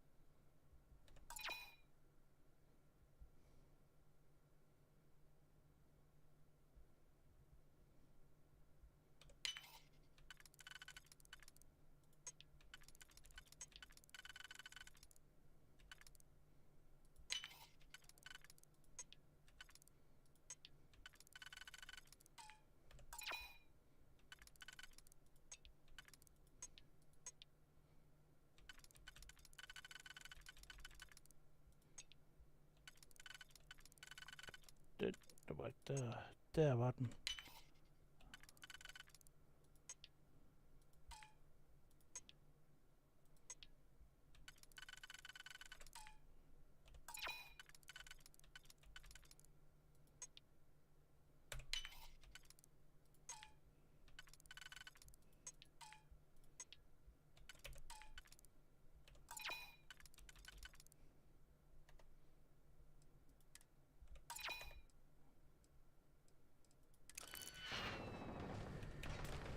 Gå igen.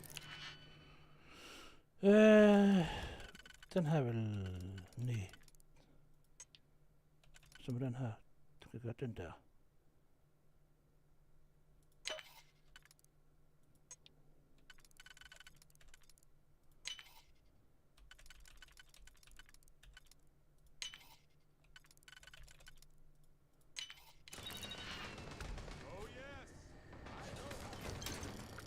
Hvad har de?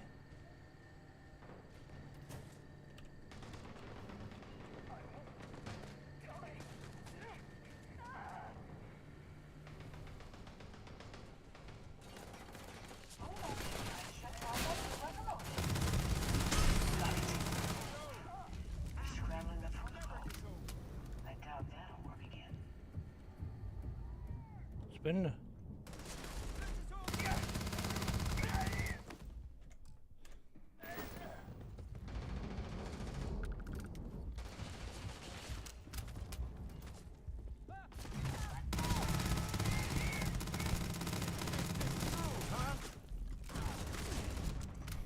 Se vælter.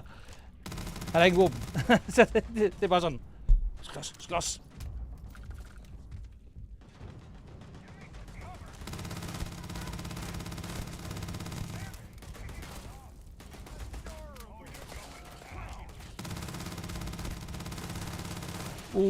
Granat.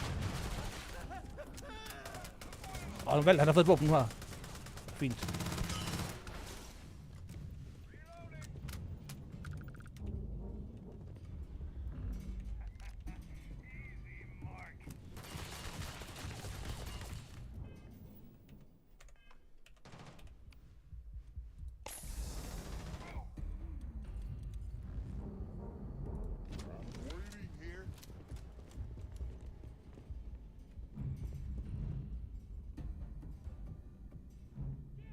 Det var faktisk ikke, det giver ret meget skade.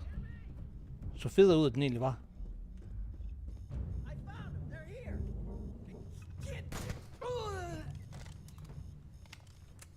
Det gider jeg, bro. Har du penge?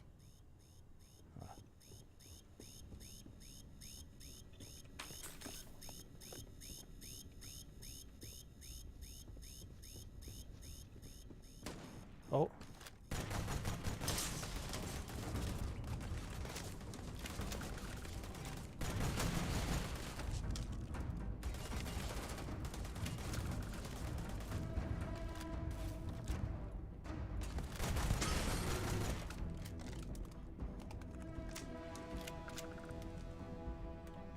All yours.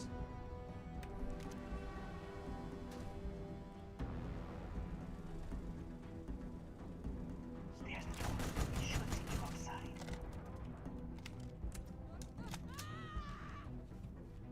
There's a series of catwalks that lead directly up one floor to the executive level. Og det valgte. Var det ikke? Shit. Jeg skød Valter. Undskyld, Valter. Op at stå, dude. Nå. Hvor videre?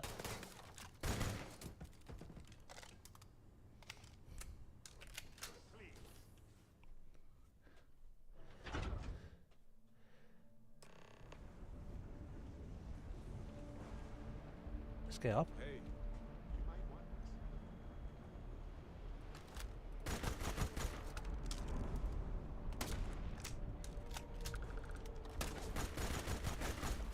I'm glad you're on my side.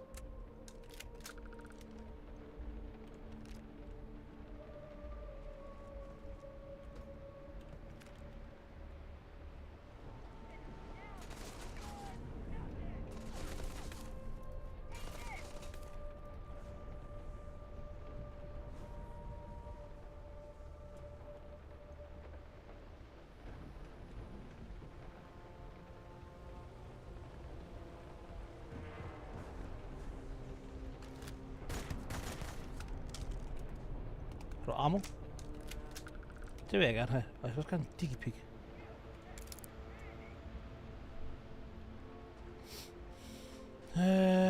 Hvordan kommer jeg op? Hallo?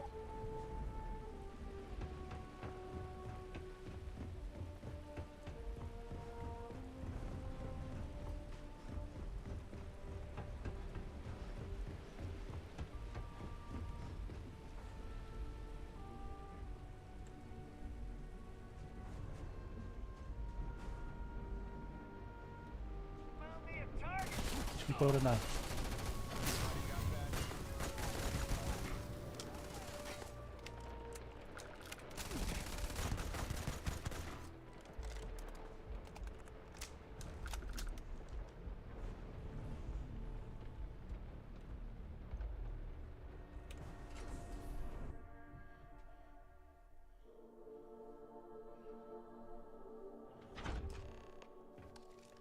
Jeg er spændt på, om vi får bounty ved at lave alt det her lort her, som vi gjorde.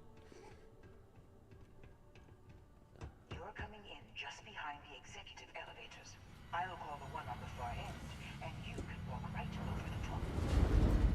You know, it's moments like this that really makes Neon the best place to do business. You steal what's mine. I trap you in the city. You infiltrate my office. I lock it down. Where else can you match wits for the highest stakes but here?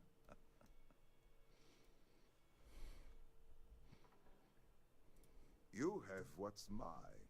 I, indirectly, have what's yours. We are at a stalemate. Although I I do count a few more guns on my side. You know what, business people, some arrangement can be made. I do admit, having the co-CEO of Stroud Eklund in my office is quite the opportunity. How are your quarterlies looking, Nicholas? Perhaps we can add Slayton Aerospace to our supply chain, provided this unpleasantness was behind us. Yes, I think that could be a most beneficial exchange. There is just the small matter of paying for the humiliation. Mr. Musgrove, my former employee, and the thief responsible for our serendipitous meeting, was caught prior to your arrival. I think it would cement our new partnership if you were to decide on his sentence yourselves.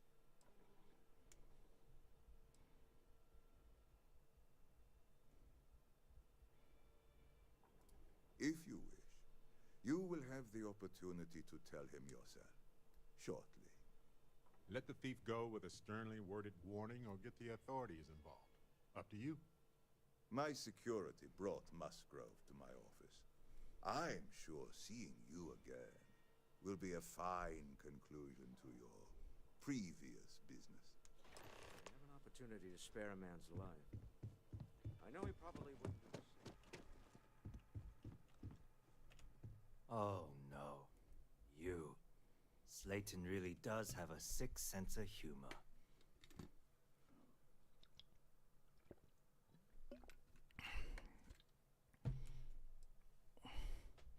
Why did you steal the artifact? I want the whole story. 10 years working in aerospace engineering, and they laid me off. You damn right I stole that thing. Good They don't. tell you if you have talent and commitment, you can go far. But the truth is, it's all about who steals the most and gets away with it. Where's the money, Musgrove? Slayton took it all. Probably in one of his secure accounts somewhere. I'll settle up with him later. Arbitration, lawyers, all that nonsense. He wants me to decide what to do with you. Please, I was just trying to sell a product, okay? Isn't that why we're all here? Be lenient. We were taking advantage of his initiative, after all, even if we have found ourselves working with the man he stole from.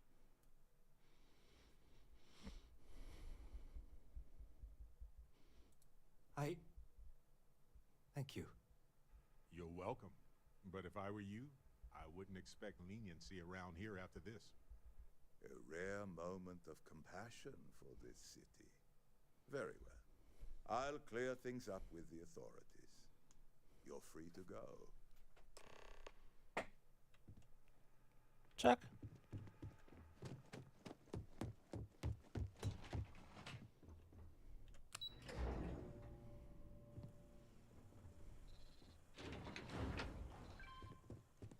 Hi guys. Going.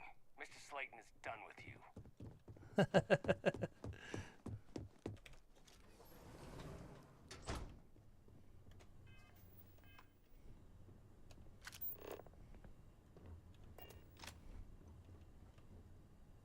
Nå, det der var en vent med kun.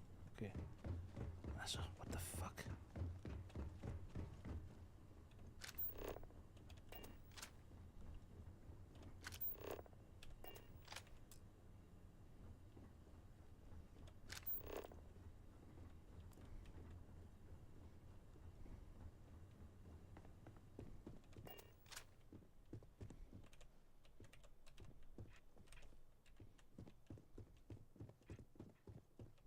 Have a nice day.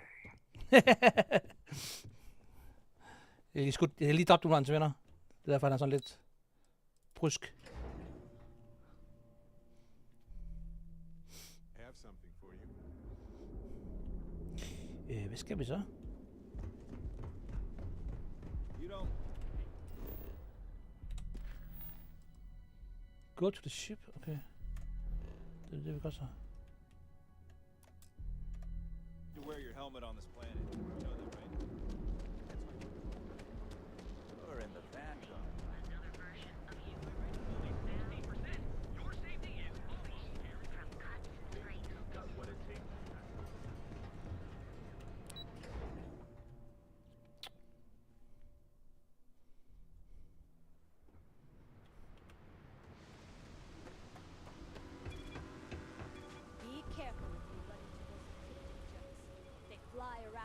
own the set of systems. They like to use old abandoned facilities.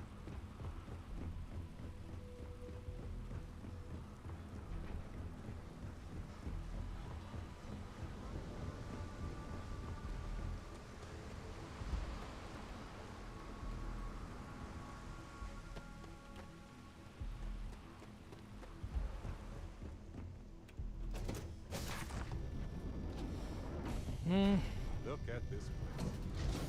Home.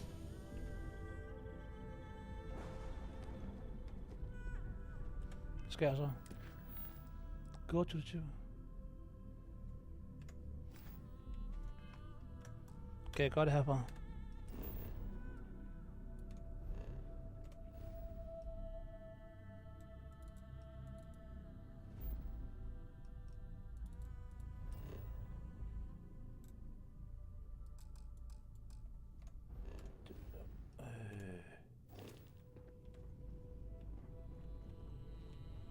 What?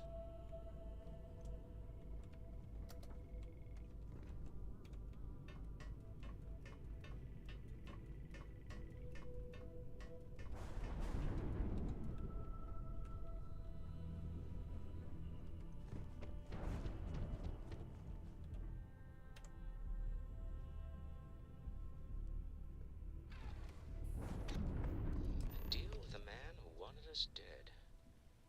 I guess we can call that a win. What do you think? We got the artifact that's all that matters. I agree. This life suits both of us, don't you think? All in all, a great success. Thank you for allowing me to tag along with Constellation's newest star. Yes, I used a pun. Hey, det er sjovt.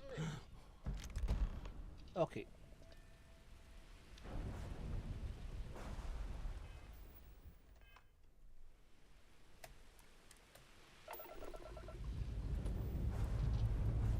Ship's good. Welcome, let's go.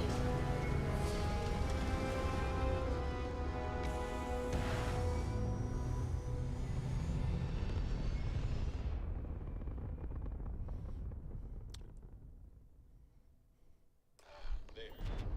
Stable already achieved. Like a toy sailboat released. Hvad fanden er det?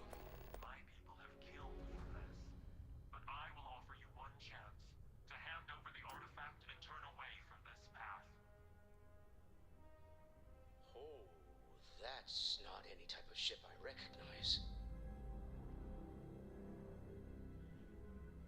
That's not a material I recognize.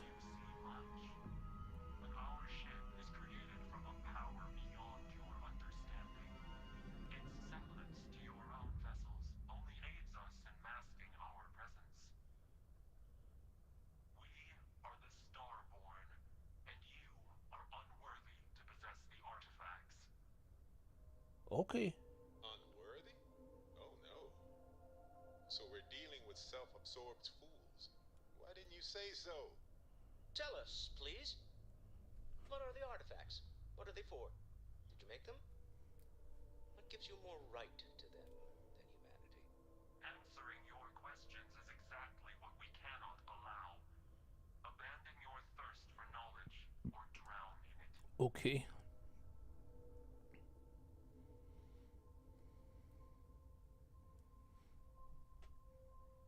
The more you understand, the more damage you will do.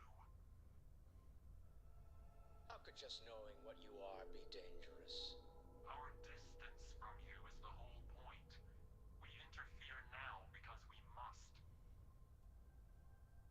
I'm not liking what I'm seeing on the scans. Energy output from that ship is far above the normal range. If we spin up the grav drive now, we have a chance.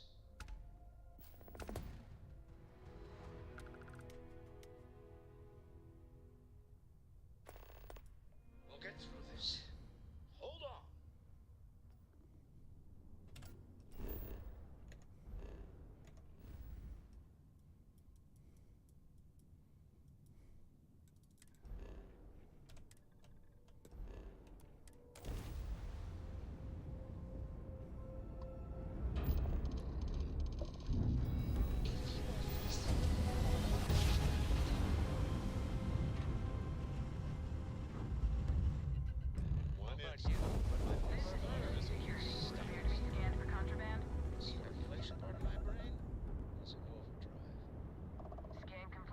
Okay, de freakede mig ud i det der rumskib der. What the fuck var det?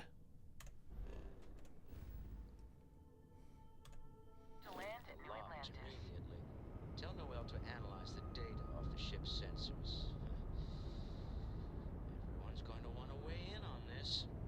Right. I have Back to the lodge first, then I review the wish data to second. discuss with you. Then we'll consider the ultimate mysteries of the universe right after that. No pressure.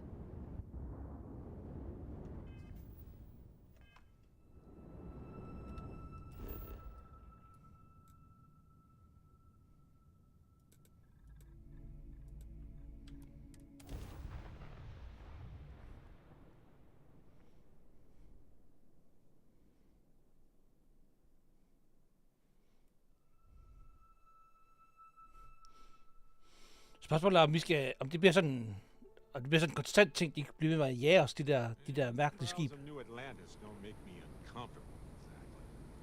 But it does feel Der er domestic lidt. in some way. Irving was only on Gagarin for a short time, but I know that's where we'll get out. For you? Of course. And I trust. Mm-hmm.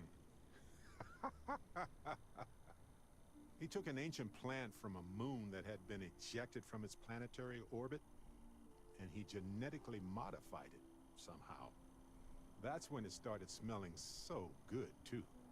I told him to let me know when he found a pizza plant. Then maybe I'd develop. Yeah, he did it as a favor to one of his colleagues from his university days. Plus, it paid well. And it didn't seem that complicated. Gagarin has more apartments for sale than buyers, so it was cheap. And the contract was for a month. Yes, he was one of the first people I met when I moved into the lodge. His room used to be full of plants. The humidity was hard to get.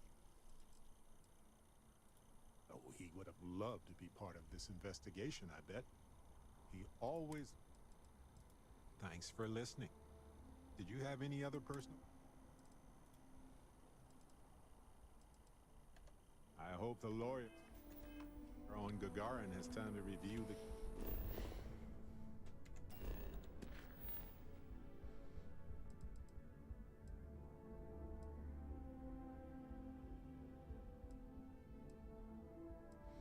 Jeg synes bare, jeg havde fået en mission med hans companion quest. Det har jeg sådan set også. Det skal vi i gang i.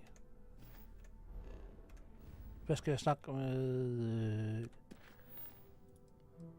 Nogle, tror jeg, og så tager vi. Det kan godt være, at vi tager den senere. Jeg vil gerne have klaret den, og så Andreas også. Home sweet home. Hvad sker der? Der. Noel. How is Neon? Are you okay?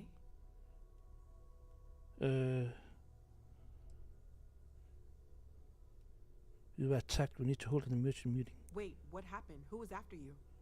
Take a look at the ship's sensor data. I think everybody needs to see this. All right, I'll start transferring the data over now.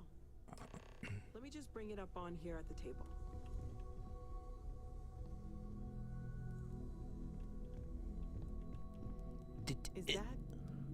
Is that a prototype? No, that material isn't anything we... What the... Everyone, come take a look at this. Det havde jeg ikke lige set, den der skærm, de havde på bordet der. Fuck, det kunne være fedt at spille, D&D her. Jeg ved, der er nogen, der har sådan nogle, simpelthen har sådan en store skærm der, de er lagt på deres bord, og så bruger de den som spilleplade. Nice. Nå, tilbage. What do people know? Any offshoot groups go by that name? Not in any corner of the settled systems I've seen. Maybe a distant human colony finally popping its head up. Another house for Rome. I very much doubt that. We ignoring the obvious here? happens to know about the artifact. I'm just gonna say it. Intelligent alien life, or extra-dimensional beings. The original creators from the furthest fringes of space. Or beyond even that. Is the metaphor of avenging angels coming down to keep humanity from forbidden knowledge not apt here? So, we have a lot of theories, but nothing concrete. Except that they're after the artifacts, and they're willing to take them by force.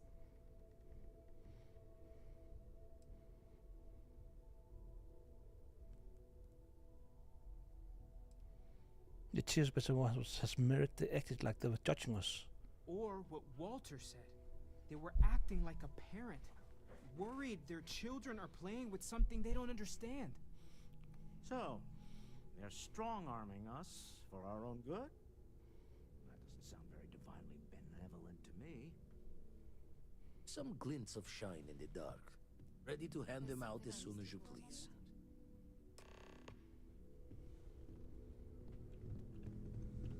Is something amiss?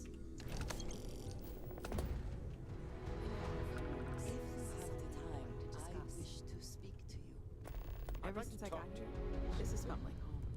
These people are family. I hope it feels that way for you too. It is a relief to know that the terramorphs are being dealt with. But are you sure this Asilis creature is the right way to do it? Slows and steady wins to great, as I say. Det, hvis I ikke har set med i den stream, det er et par... Det kan jeg ikke engang huske, om det var sidste gang eller sidste gang igen. Starfield stream, hvor vi var oppe mod de her terramorphs der, som man finder ud af, at de simpelthen bliver udviklet fra det der her i universet svarer til kakalakker nærmest. Og så udvikler sig sådan kæmpe monstre. Så fandt jeg ud af det hele. Vi fik også en lejlighed faktisk, da vi gennemførte den mission. Det var en rigtig fed questline, det må man sige. Men så valgte vi simpelthen at... der var 2 muligheder. Det er enten at bruge biologisk krigsførsel, eller kemisk krigsførsel er det vel egentlig. Og så var det egentlig at lave nogle endnu større monstre, der kunne hen og dræbe dem. Og vi vandt til den der endnu større monstre, der kunne dræbe holde de her terramorphs der ved stangen. Stone City wins the race, as they say. James made in that sounds way too risky, synes jeg nemlig også. Where terramorphs are concerned, I do not believe there is a way to remove risk from the equation. Perhaps an experimental microbe has its own risks, but what of the risks to who knows how many human lives until the Asilis can do its job?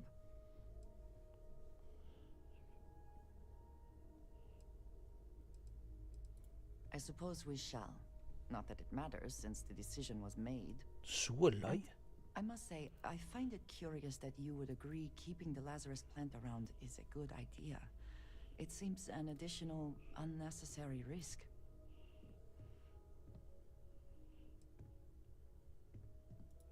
I do not think some potential future use outweighs the risk it poses now. At least the Freestar Collective will also know of its existence. Otherwise, I worry it would be too tempting for the UC to use as a weapon. Det gjorde det Freestar Collective også. Well, it is good to know that this particular threat is behind us. And you have done a service to all who live in the settled systems. Var det det? Hmm?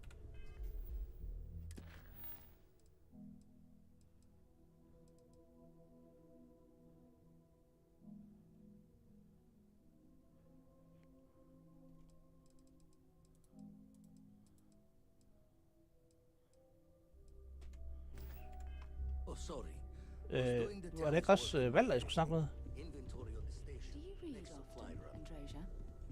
I've started something of an impromptu book club with Noel. Nothing serious, just for fun. Think you'd be interested. No pressure. It's just something to take our Have a say. Having a smooth running ship. You're always welcome. Friends.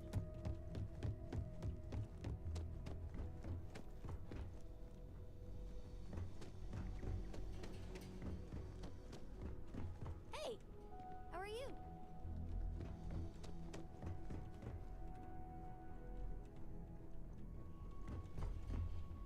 Okay. Nå, men så skal vi snakke med Med ham her, duden heroppe. Tænker jeg. Det er som om, at... At your service, Captain.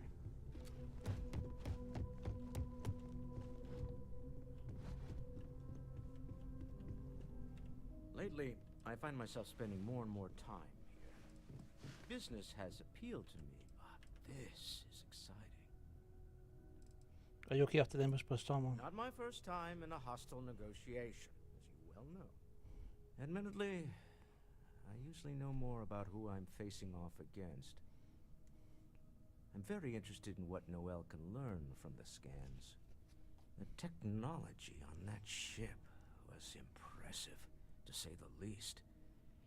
If there's a chance, we could learn enough to duplicate some of it. Oh, nice. That's the entrepreneur I know. I got to where I am by taking advantage of opportunities, no matter where I find them. Might as well make the most of this crazy situation. So, but that's Sebastian Banks' speech. Oh, right. I was afraid you were going to bring that up again. Very well. Let's see if I embarrass myself or not. My colleagues, I venture out into the darkness of space once again. Many of you have expressed concern. At my age, you say, surely the risks are too great. Surely Sebastian Banks has earned a rest. Nonsense, I say. To go out into the unknown, to brave the possibility of never coming back, to ignite the spark of hope that humanity will find answers out there in the stars, that is all I have ever wanted. If this last expedition is my time, then I say, I have been fortunate. I have, that, dare I say, I am fortunate. My soul has a home it can always come back to. And that was the last thing Sebastian Banks ever said in the lodge before he disappeared.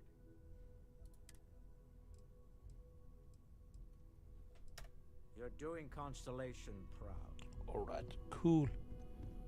Yay! Gave My up my dude. room in the lodge so Andreja had a Vladimir. place to call her own. Everyone needs space to let their thoughts run solo. You had a hell of a shake, getting bullied in the void. Starborn sure know how to make an entrance. Ready to head back out there? The Eye can help you find the artifacts, but I'm afraid she's blind to.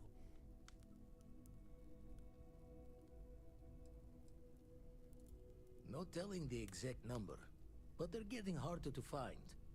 Got some equipment, repairs, and upgrades on the making do list.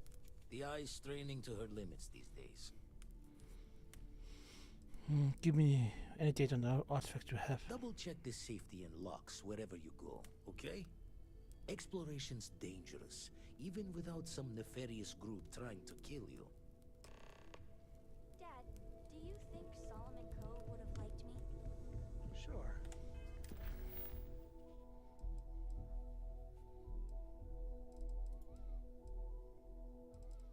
Så jeg er 3 faktisk sådan potentielle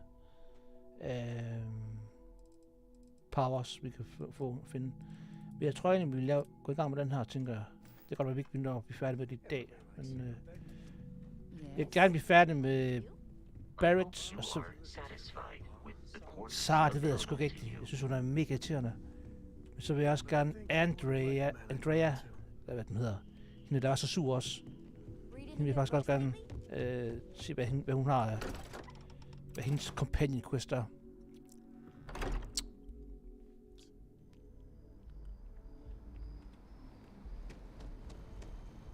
Vi råber så lige i chat, hvis det lagger for meget. Jeg synes, den begynder at droppe frames en del i meget. Hvad skal vi hen nu? Så skal vi... Okay, vi skal derhen.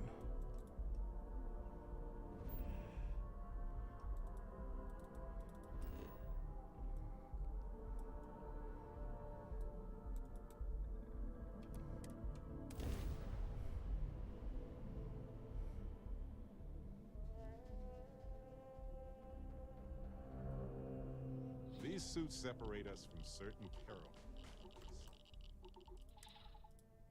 It's a thin garment considering the weight riding on that promise. Okay. Okay.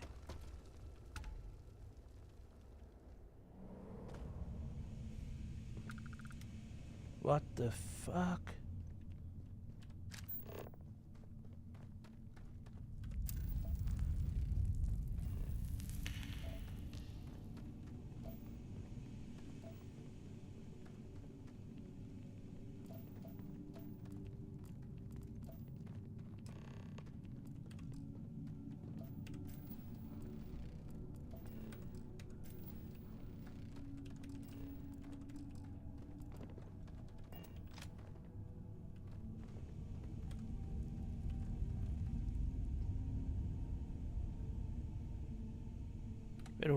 Var det ikke den... Det var den forkerte.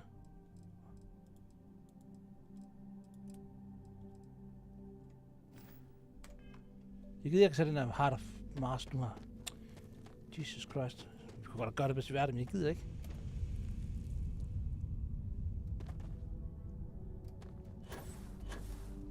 Farvel.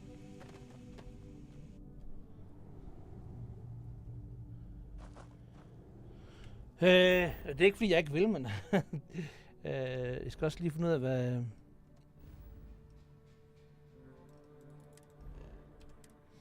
Det vil være nogle af de her sidequests her, som er ret lange, så jeg er ikke lige helt sikker på, hvis jeg tager den, hvor lang tid den kommer til at tage sig. Så vi skal nok finde en anden dag og gøre det.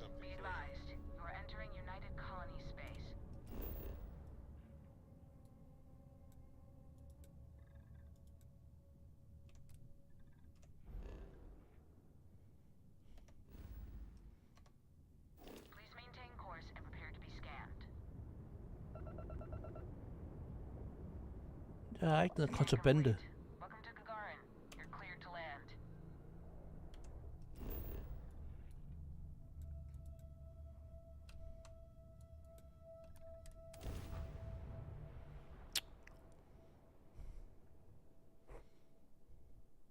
Og det er ikke en klage over, at jeg synes faktisk, det er fedt, at nogle af de her sidequests der, de udvikler sig.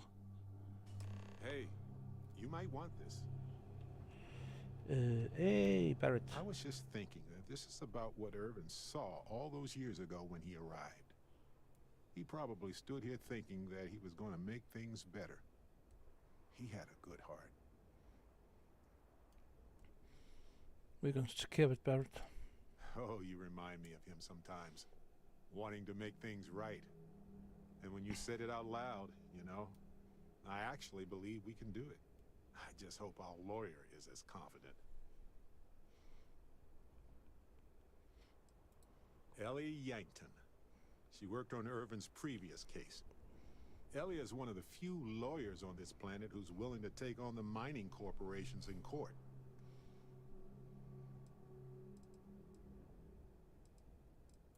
I sent that to our lawyer already. I asked her to confidentially review what we found. Didn't this lawyer lose the case? Yes, but listen. Nobody will stand up against the mining corporations around here. They're scared. She didn't want to lose the case, but she didn't have a lot to go on. Thanks to us, now she does. Right. She said she would meet us at our office when we arrive. Hopefully she can tell us what we need to do in order to clear Irvin's name. Let's stick together, though. Gagarin isn't a huge town, but it's not the kind of town that I want to get lost in. Fordi spillet ikke har minimap. Alright.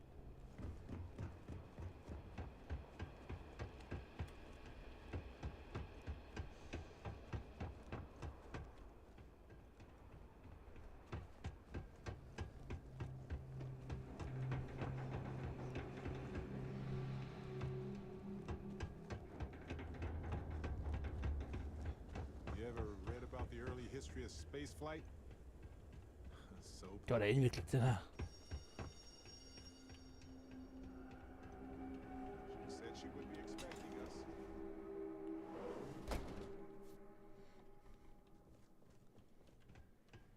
Jo. Well, well, well. Barrett, you're actually here. Astounding. Ellie! Ellie, come on. I promised we'd stop by, didn't I? People make promises all the time, Barrett. And most folks try to avoid Gagarin, not visit it. Anyway, I'm glad you made it out here. We have work to do, don't we? What do you mean about people avoiding Gagarin? It's not a resort. It's a working town run by mining corporations. You don't come here unless you need to, and you don't stay unless you have to. Or unless you're a bright-eyed, optimistic lawyer who genuinely wants to make things better for others. Right, Ellie? You're kind, Barrett. Yes, I suppose there's that type of person as well. You had Irvin's case years ago. Yes. It was my first case as a bright-eyed, optimistic lawyer.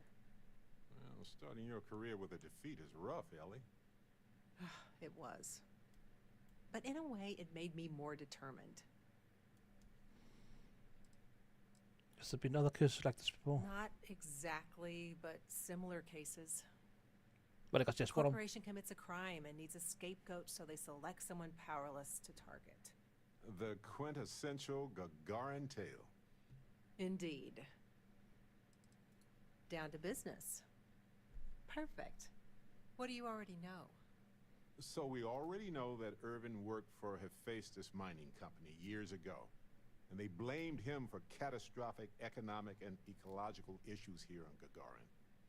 Yes. He lost his case because he didn't defend himself, and we had almost no evidence without him. Why didn't Irvin defend himself? I recall receiving a message asking him to appear in court a day after his funeral. An unfortunate reality of interplanetary legal communiques, I'm afraid. What was the judgment? He was publicly blamed for the economic woes, and his accounts were seized in compensation. His account on Gagarin specifically. It was just the amount he was paid years ago for the job. Right. They would have taken his assets in other settlements, but by law, his death prevented it. You need to clear Irvin's name. Well, we can bring the case to a judge here if we have new evidence or a witness. What about the evidence we found so far? Yes, well, about that. It's just not enough.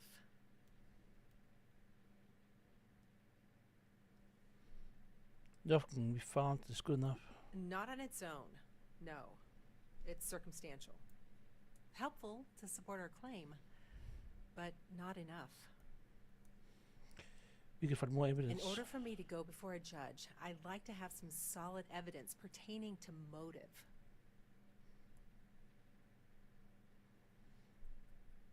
What do we need to establish motive? The courts won't entertain a challenge to its ruling unless we're sure that something major was missed in the original trial. What was the motive from the original trial? We had no solid motive after our witness withdrew his testimony. No? Yeah, we need something major. Documentation, recordings, a witness, something. It's been so long. How could we find anything like that? Og der er ikke vidne, der I've thought tog sin about forklaring this a tilbage. lot since the original case. The mine that Irvin worked at was shuttered in 2309. They probably still have documents relating to whatever happened there with him.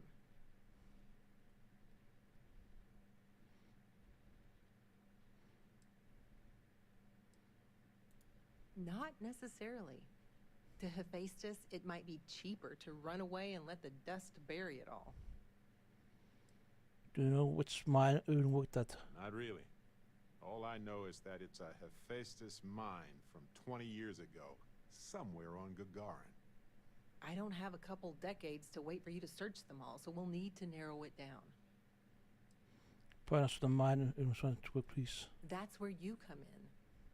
I don't know which mine he worked at when the incident took place.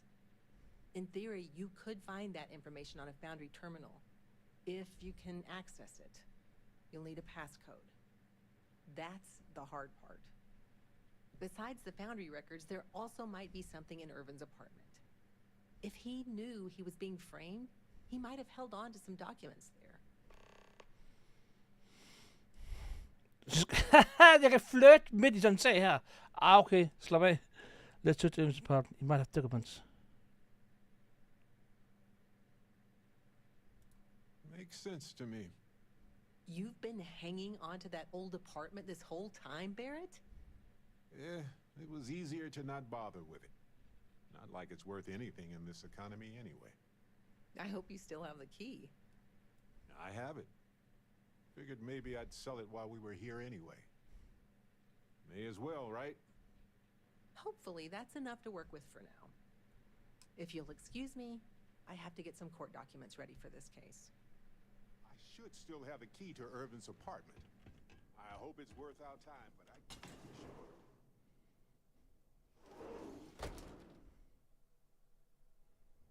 Irvin's old apartment isn't far from here. I doubt there's much in there, but it's good to check. Det tjekker vi så. All these fancy new businesses going up, and we still can't get them to open up the You have any problems, you should talk to Chief Pretorius.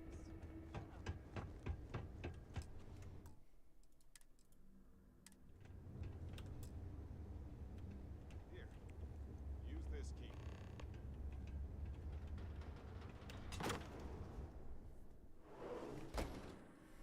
After you, Captain. They probably never intended for these walkways to lead us. What about the safe? I bet it's locked by a terminal. Find anything helpful to the case, Captain? Jeg har da ikke lige ryddet op i lejligheden, Barrett. Så rimelig smadret ud, faktisk.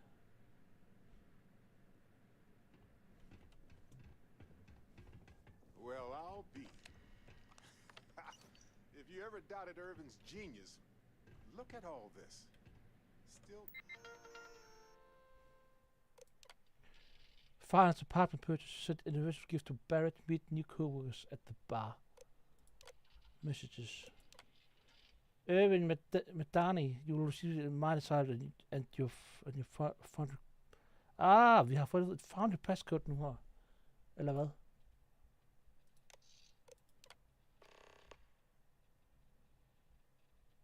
Application to reach town hall.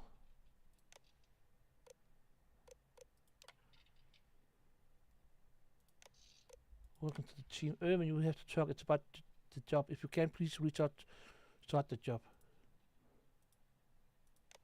Assignment.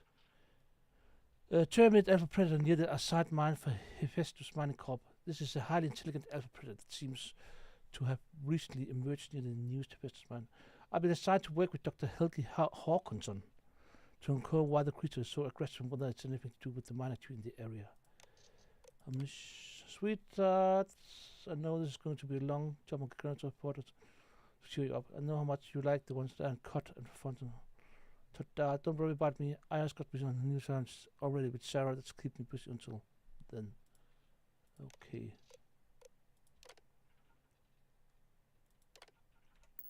Chugging along 20 years later. Hold on. Is that what I think it is? Aha. Will you look at that? If we go to town hall, I bet we can get a copy of that hunting license. Okay, jeg kan vel ikke gøre noget lige nu her med mine manglende computerevner.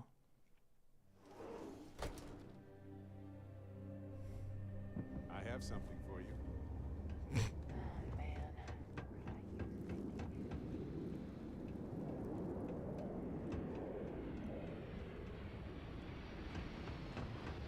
Hello there.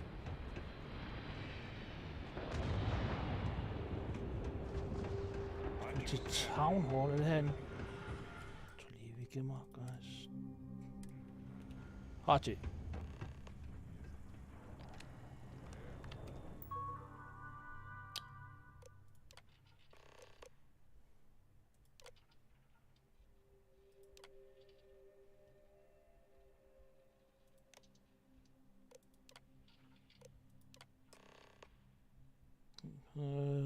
Application type, hunting license, Irvin Madani, location, age, to the play sponsor. Men hvad gør det i beviser? Det giver ikke nogen beviser. Det er bare, at han har tilladelse til at gå på jagt.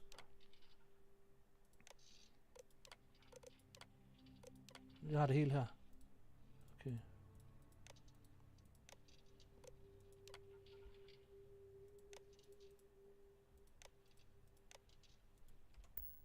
This town hall has seen better days. Hvad så?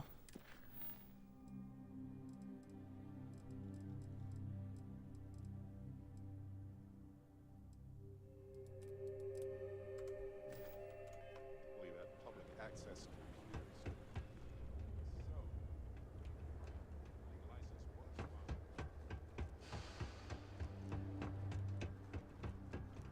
Share the catwalk. Wow. Squeak.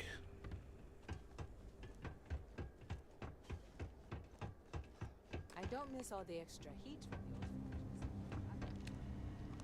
Found a terminal.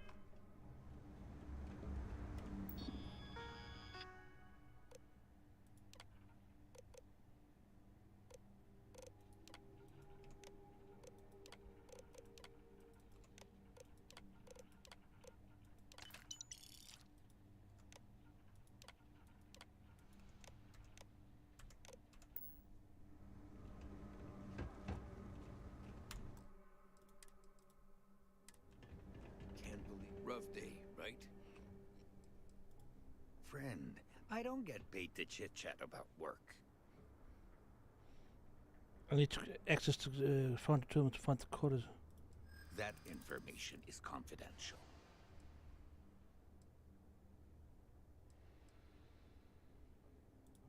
You may think so. Look, I'd like to help. You think that you need to get out of here before somebody Not now. Trying to hide myself to go back to work. Leave me out. I don't want to be... Ooh. Well, works for me. Take my passcode and log into that. Impressive. Next time I'm going to take a nap on top of a building. This mine might be on the other side of the planet for all I know.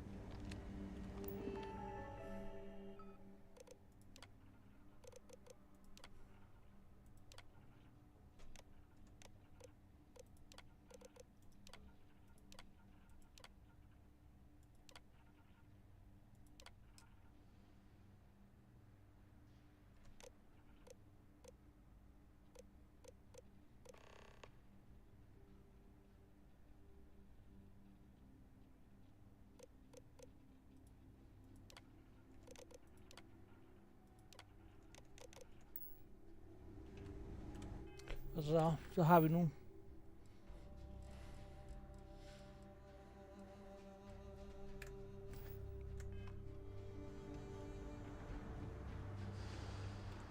Coordinates look valid to me. Imagine Irvin thinking the same thing all those years ago. Well, at least we know where to keep looking, right? I guess we'll see what state the mine is in. If that's the case, we'll just have to figure something out.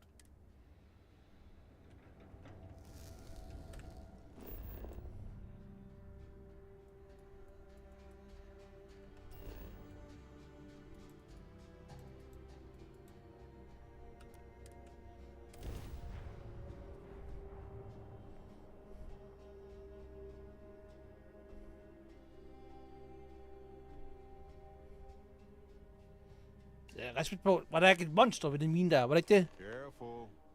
This place was shuttered 20 years ago. Jeg tror, vi laver et hard save, guys.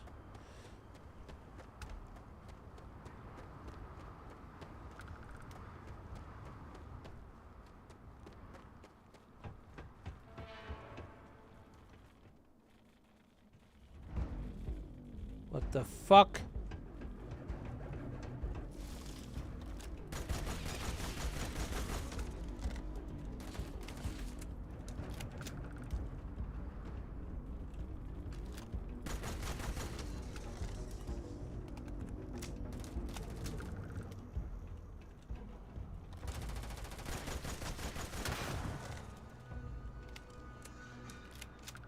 Edderkopper.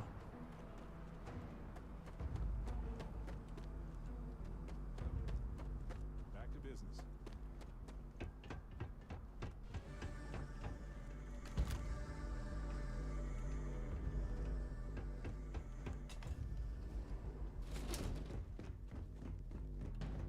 Hvad sker der?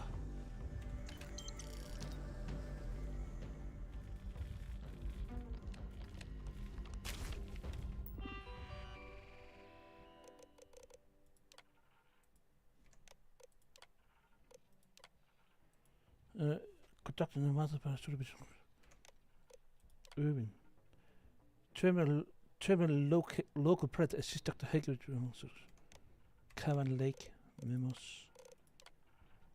Hephaestus ordered the immediate closure of the mine and all also mine will be sealed in the standard fashion. All equipment and ready to extraction is to be left behind. Helge is expected to quit today's citing ethics violation as on a planetary. Okay.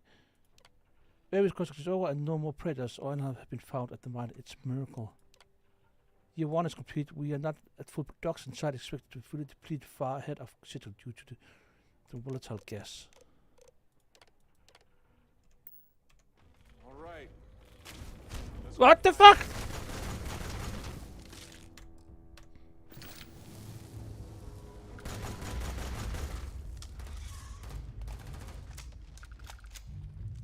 Der er noget heroppe.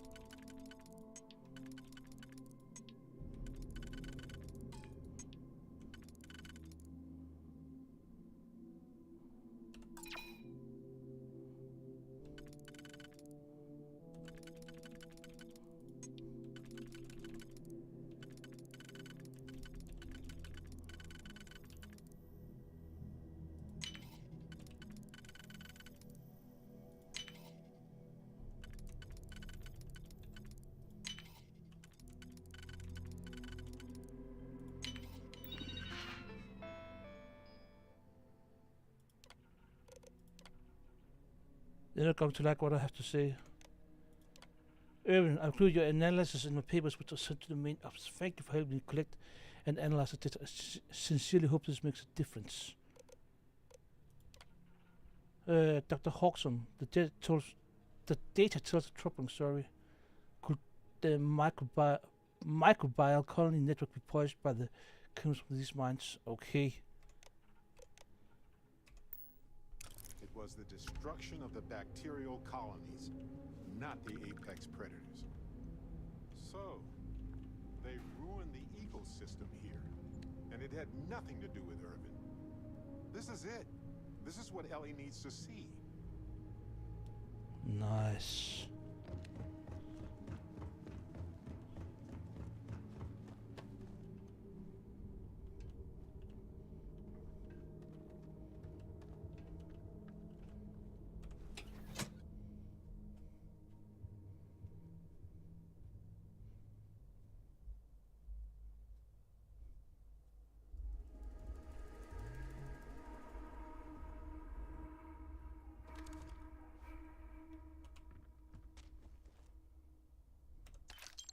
as well, right?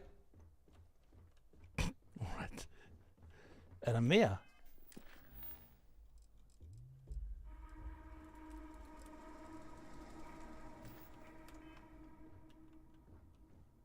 Det er som om, der er mere her. Okay.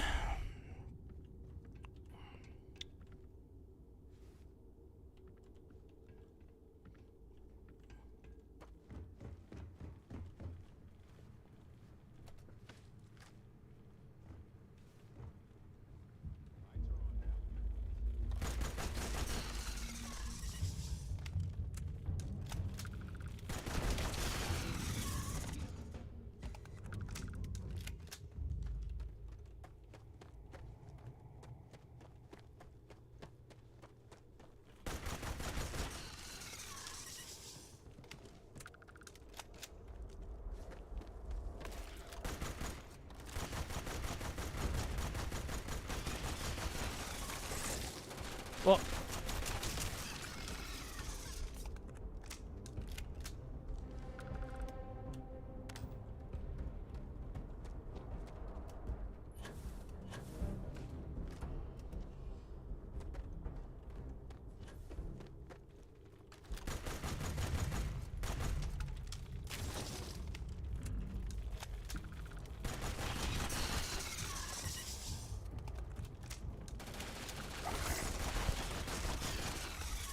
De er klammer, de der. De er virkelig klammer.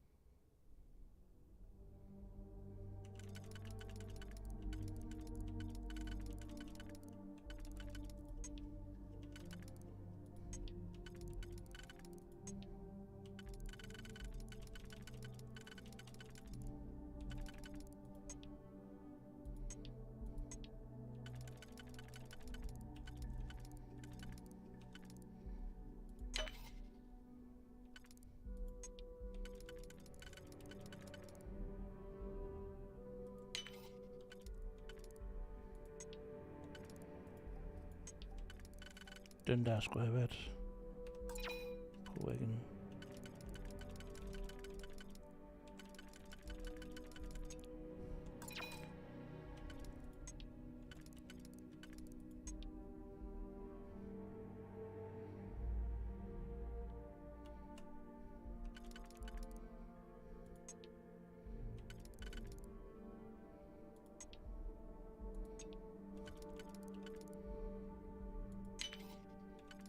Nej.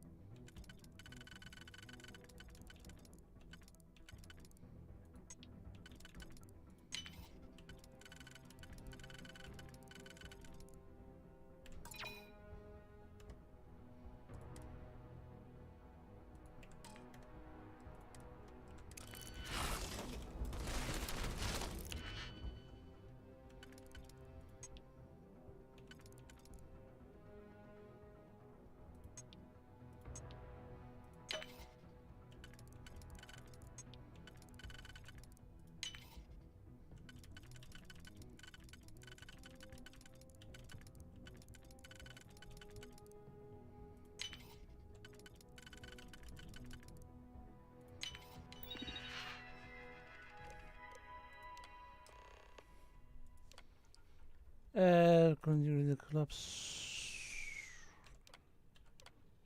Can you look with the can rebound the chemical release from the monitor 95% of the collapse of the ecosystem. Hold da kæft, mand. De er gået helt amok. The apex predator species is an important component of the Garen ecosystem. The species is eusocial and has a strict caste structure with drones, defenders, and a primary reproductive giant or queen. The giant of each region reproduces irregularly, and wastes produced by the nesting process is used exclusively by the soil. Below the surface of the Garen exists a vast microbial colony network that spans much of the planet. These colonies contain many species of the microbes working together to convert dust and organic material into soil. Without these colonies, Garen's entire ecosystem would be devastated.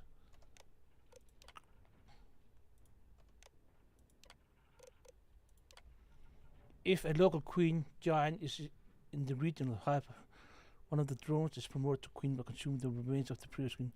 The process of promotion takes several months. Due to witnessing numerous ethics violations of Hephaestus, I quit.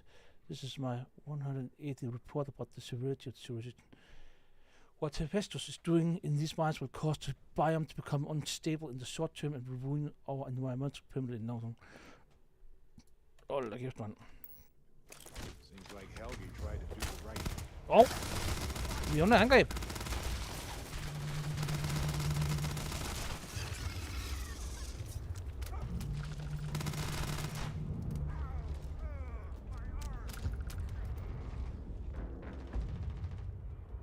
Hvad var du?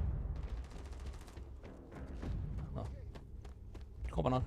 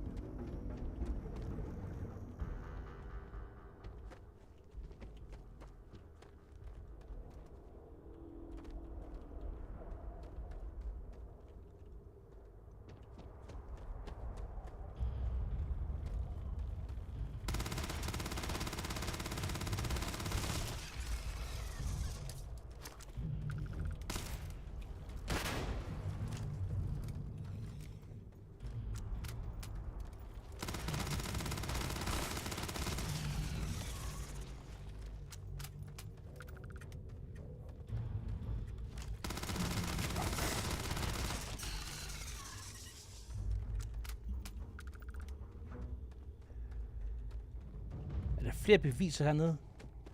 I kælderen? Eller hvad?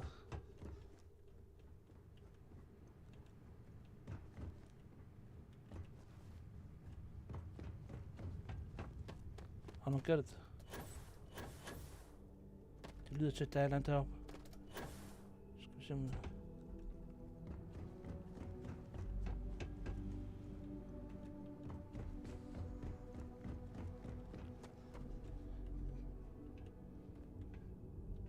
Som om, at der er noget hernede i kælderen.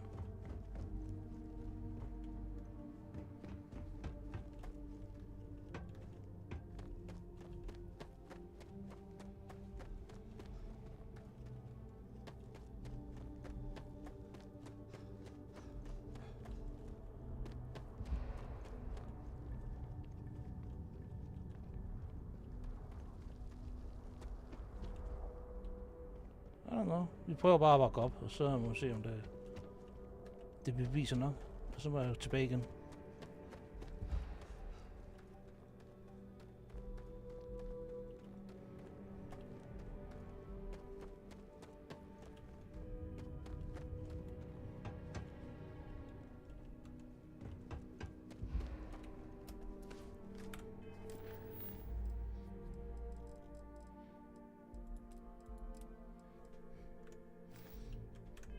Som om, at der er i hvert fald ikke mere... jeg kunne undersøge den lejlighed mere, men det har jeg jo ikke adgang til.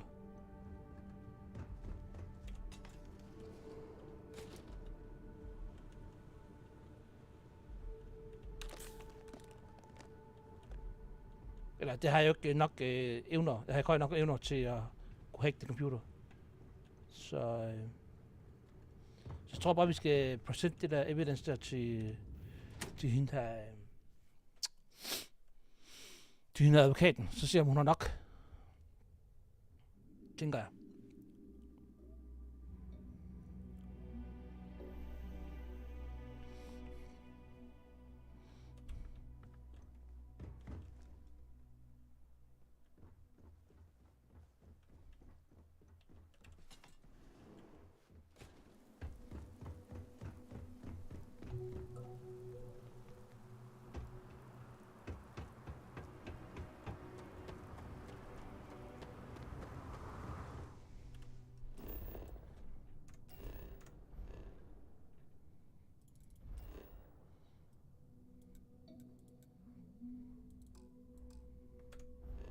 Combat. Det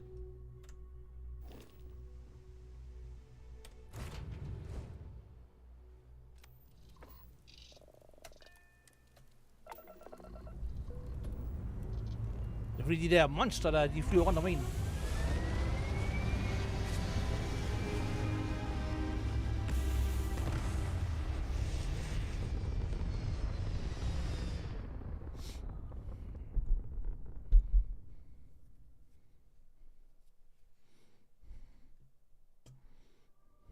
Welcome to UC Space. Maintain your current course while we scan your ship's cargo.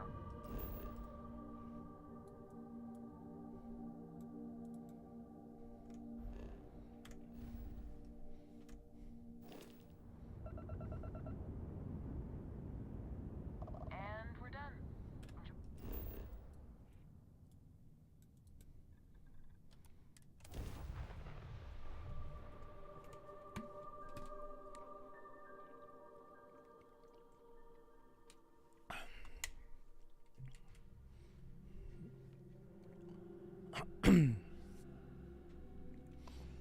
This whole planet smells weird. Like chemicals. Smoke.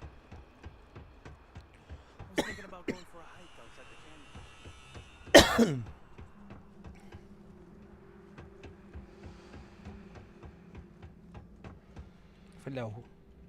I heard this story about a kid who was walking and he fell through the catwalks and they never found him. Okay. All because he didn't study for a citizenship exam.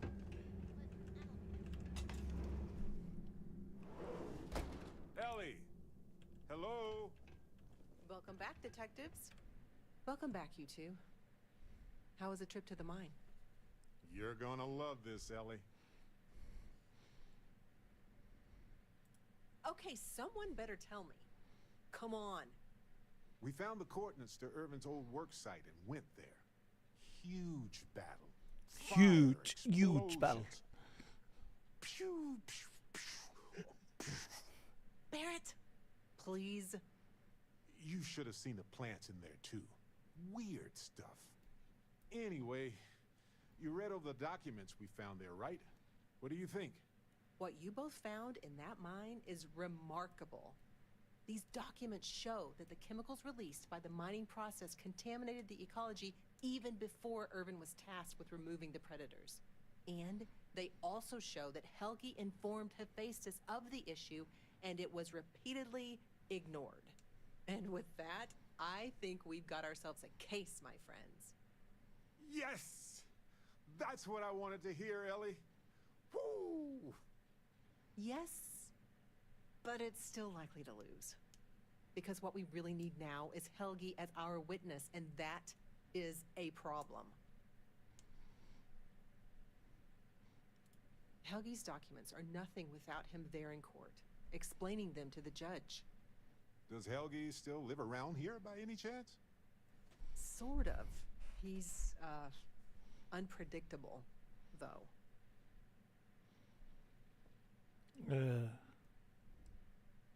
Where can we find him? That's also a bit tricky. He's hard to find.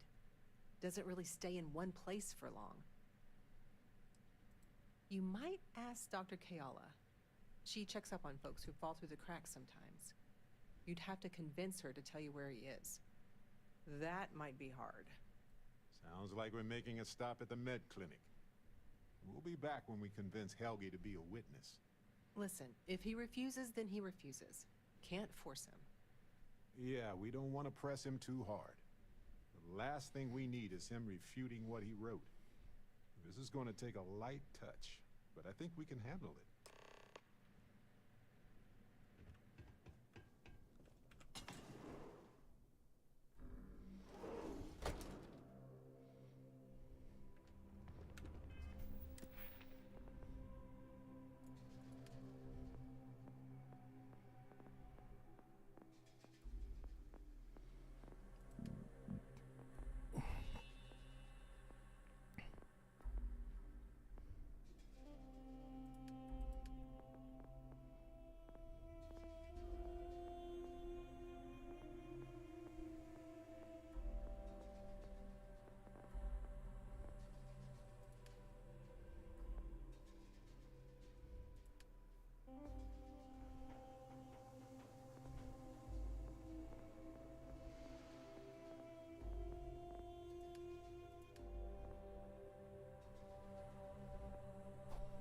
Jeg skal bare se, om jeg kunne... Men det er lidt for sent nu her. Opgradere sine hacking skills.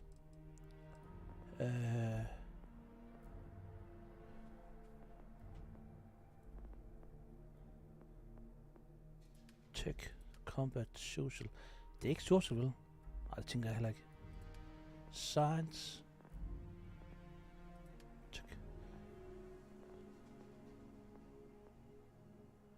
Tænker det er enten science eller tech.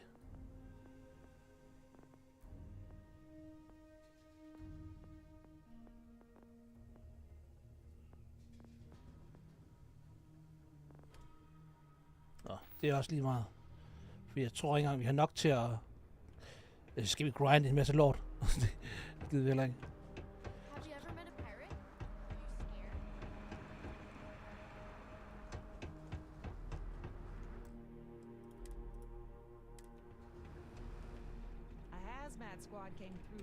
Is there something I can help you two with? Do you happen to know Dr. Helgi Hodgson? We're trying to get his help with something. Sorry, who are you exactly? We're detectives. Self-taught and unaffiliated. Freelance detectives. With the emphasis on the free part. Wait, what? Detectives? Sorry, I don't think I know what you're talking about.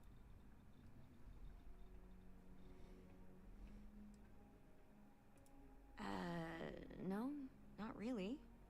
I mean, there's Irvin the Slaughterer and Irvin the Scourge of Gagarin, but I doubt that's the same person, right? We're looking for someone named Helgi. I'm sorry, I'm not a tour guide. You'll have to ask somebody else. We're trying to help him. And Gagarin, actually. Ellie's a good person. That bodes well, but I can't violate my oaths. I'm sorry. Listen, I can say that Helgi took up a job working at Clint's store just down the way. I saw him there stacking boxes the last time I picked up an order. Okay, det er noget af... I've got to get det er back noget af to my work brancheskifte. here, so if there's nothing else. Would you vouch for Helge's character? If it's patient medical records you're after, I'll remind you, I'm not at liberty to discuss that.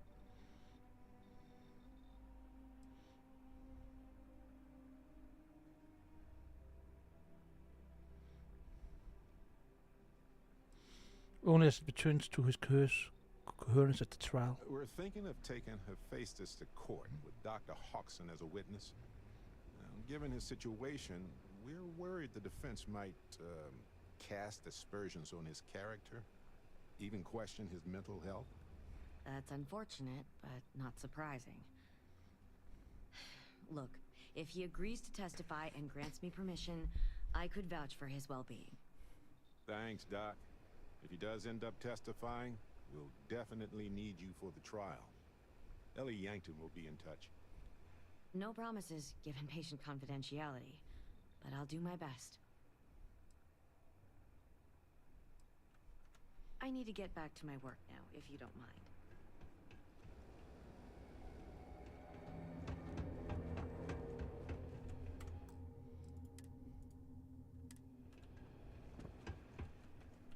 Taking in the trade in a little bit of everything here, except mechs. Too old to be dealing. Funny you ask, because I'd like to know too. He owes me a sizable debt. For helvede.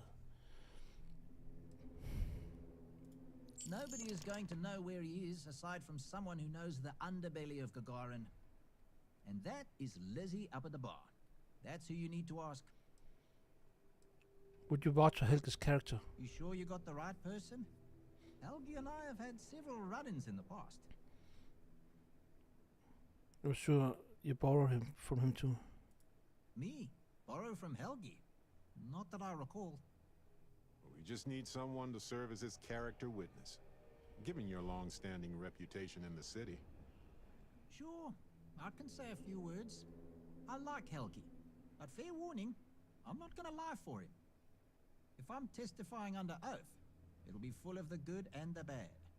Wouldn't expect anything less. Okay, så har vi 2 karaktervidner. Det må da tælle noget.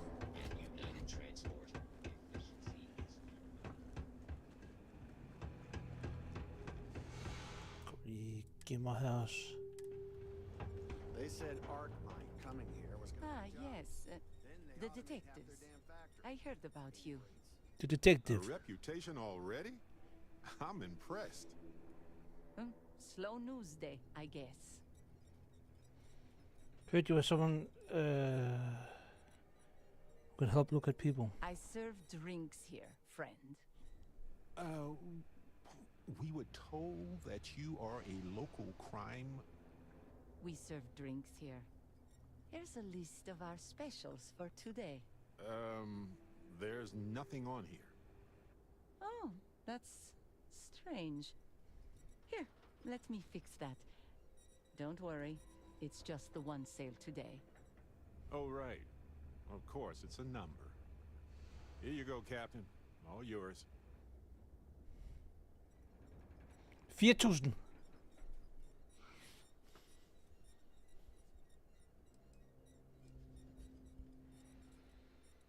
Thanks for your patronage. Jeg gider ikke persuade engang. Sending your receipt directly to you. Det burde jeg vel egentlig gøre. We'll be sure to leave a glowing review for your establishment. Don't worry.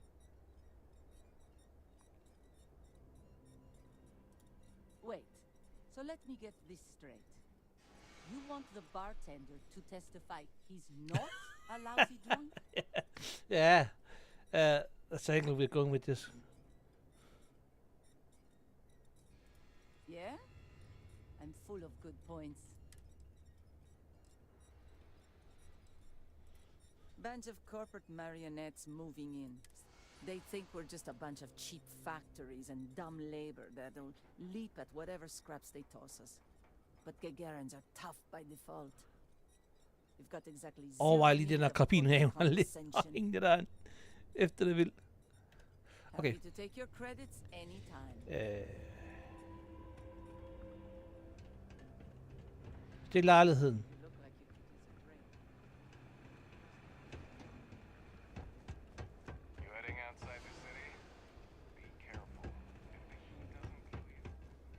Det koster 8.000, det her.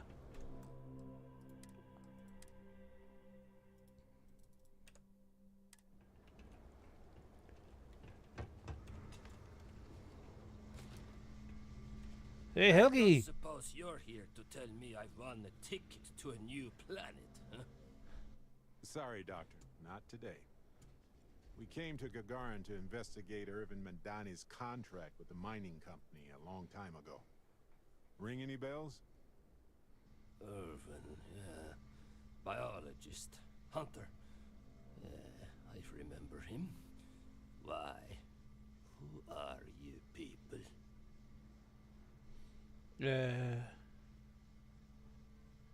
What is something you two worked on? Then find the history slate.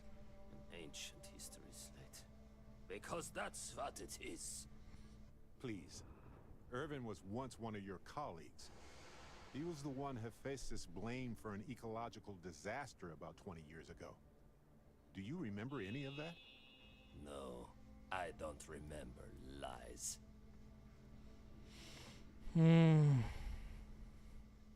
Irvin was Brad's husband. We're just looking for answers. We're trying to prevent the mining company from doing more harm. Well, you're about 20 years too late. Look, I know this is strange. We show up out of the blue about things that happened decades ago. But right now, nobody save us knows the truth. And that means we're the only ones who can clear Irvin's name. You know about the person, how you tried to warn them about the collapse of the ecosystem. And what of it? You probably think the sky is blue too. Well, you'd be wrong. It's whatever color Hephaestus says it is. Only if you let them. You're a scientist. Your words matter. Testify. The trial is over, the verdict rendered. In case you two clowns didn't get the memo. Ellie Yankton reopened the case. Ellie Yankton? But why? It doesn't matter. Nothing's changed. Believe it or not, I don't need or want your money. I made enough of it by working for massive mining corporations. I don't need to risk anything else.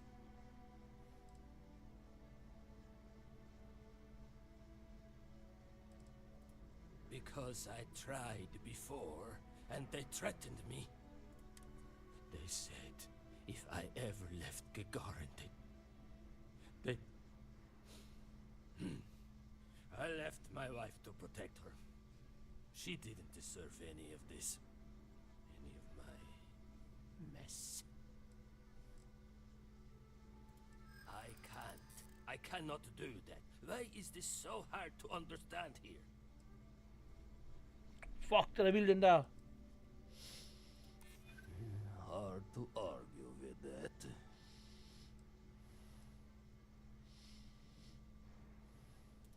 Damn right it does. I just didn't think there was a way to challenge them. Yeah, you may have a point. Fine, you've convinced me. I'd be willing to testify on one condition. I want to know what happened to Irvin. Because when he disappeared, let's just say I had an epiphany. Hephaestus didn't need to say a word. That's when I knew the threats against me and my family were real. Dr. Hawkson, it wasn't Hephaestus that took Irvin's life. It was the war. Irvin was just in the wrong place at the wrong time. Caught in the crossfire. Then I am sorry for your loss. It won't change the past for either of us. But I will testify. I will. And maybe, wherever Irvin is, you'll be glad that we can finally stick it to those assholes at Hephaestus. Thank you, Doctor. Yeah, don't get all mushy on me now. I need a drink. Alright. Been an uptick in strongly worded graffiti recently. Because not everyone... Så tror jeg, vi kan ikke komme ind. Vi har ikke nok evner til at tage og bryde ind i den der... Så vi har det, vi har. Helgi agreeing to testify is a great help. We might need witnesses to vouch for his character, though. Someone in security, maybe? Okay, you two, lay it on me. Did you find Helgi? Did he agree to testify? Well, we've got good news and... well, that's it. Just more good news.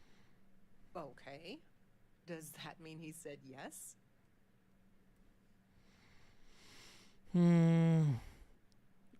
Dr. Kiala might be a good character with Suji needed. Well, that is perfect. She's probably the best person to call on should Hephaestus decide to play dirty. Well, you two have done all that you could. Now it's time to hand the baton off to me. What do you think, Ellie? Do we have a chance?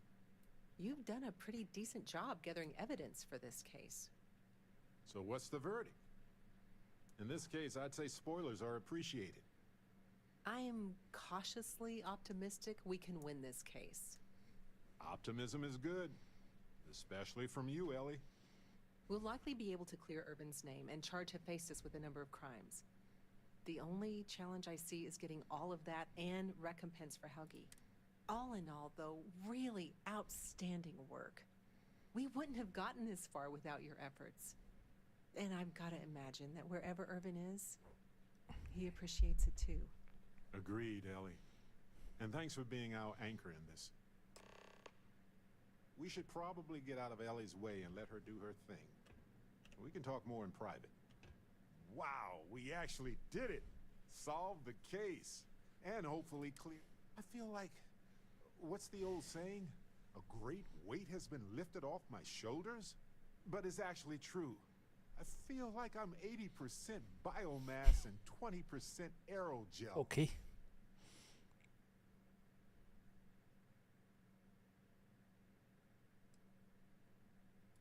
Thanks.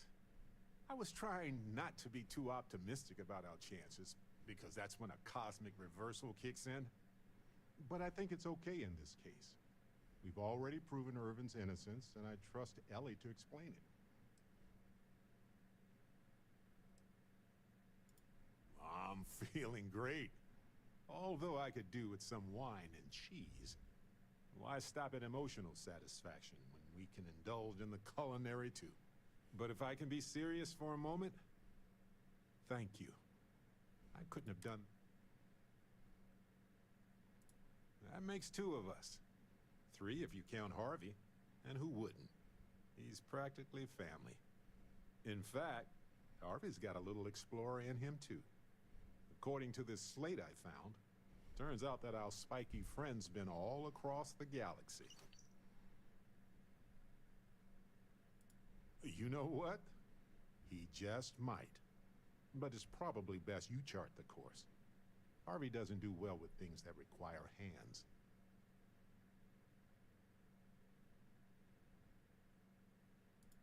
We've been through a lot, haven't we?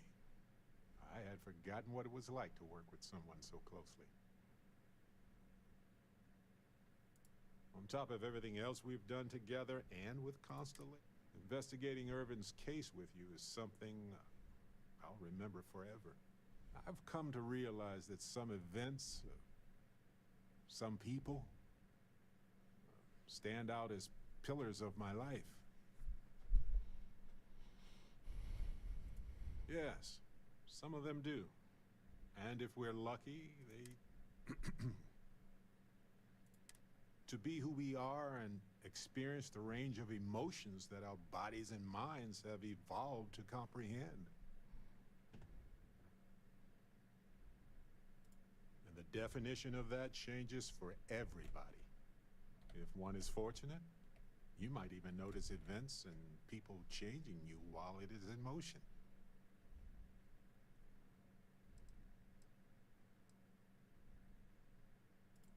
I know I've explored many worlds, and I've worked with Constellation for most of my life. I cherish those memories, but you have changed me as a person forever. You took the words right out of my mouth. Now, mind if we get back? Hey, when you're not busy, let's chat.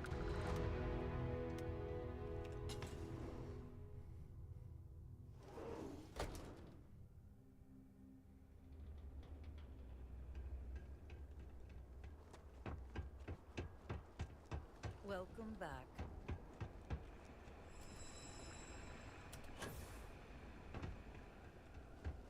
Okay.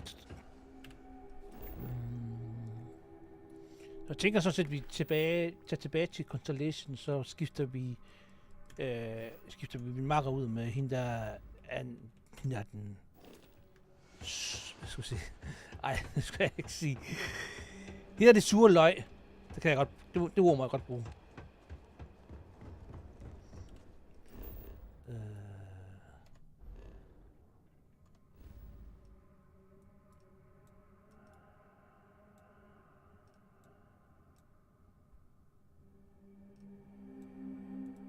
Er det ikke Alpha Centauri, der... Hvor den ligger? Der.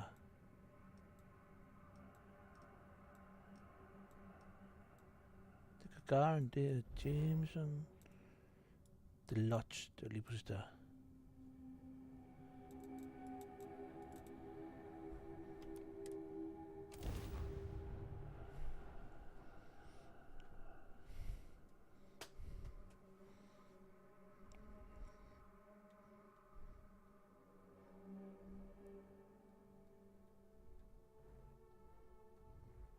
Every time.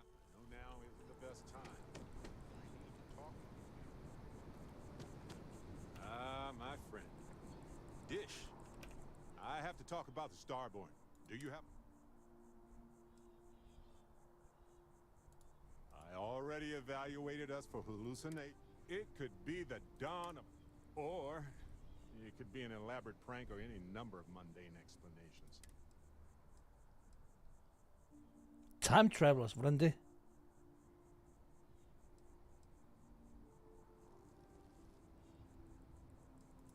That's a smart hypothesis. Makes sense, but we have no yet. Although now that you mention it, I do remember a drunk conversation with a Marine. He swore up and down he was part of an elite crew on some top secret ship out there. But this is all anecdotal. We just need more data. There has to be a way to draw them out and figure out where they're coming from. You know they want the artifact, that has to be significant. It's one of our few facts about them. It seemed very important to them too. This could be a turning point for humanity, you know? Or it could be just the emergence of a powerful new faction, or some sort of elite military tech, or a gazillionaire with nothing else to do. All we know is that they wanted that artifact badly.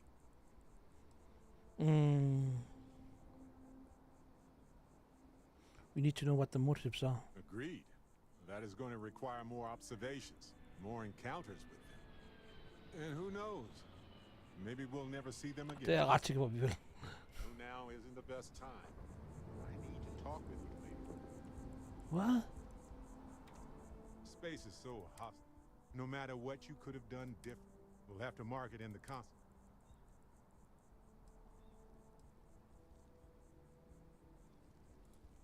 So humble, too. People love that. Squeak! Balancing risk versus reward is tricky. Even more so when so much hangs in the balance. So, you really think the Asylees are going to work out, huh? You must have seen some data that I didn't. Han kunne ikke lide det. Barrett, han kunne ikke lide, at vi brugte monster til at bekæmpe monster.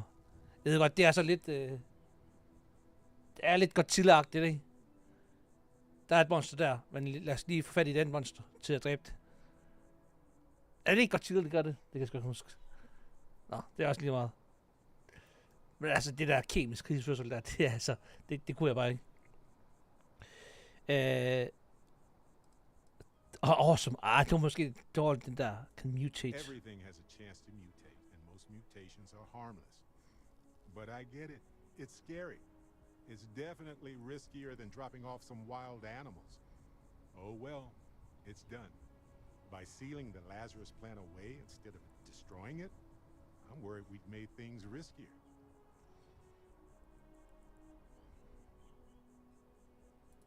Maybe we could study it, fair, but it will take a long time to get any action.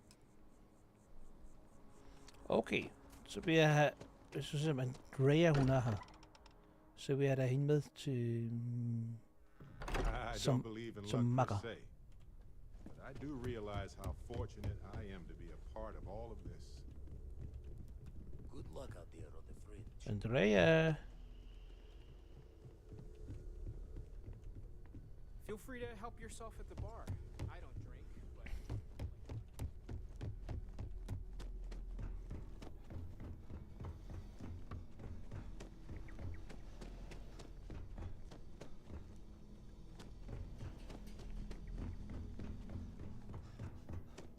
Hallo?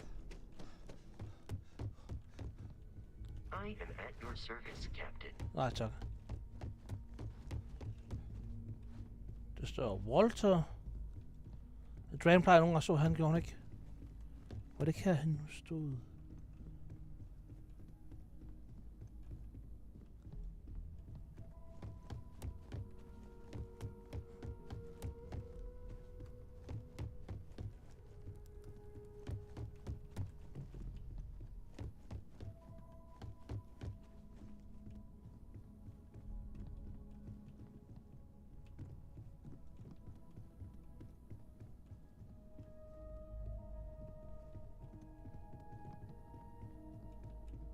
Hallo?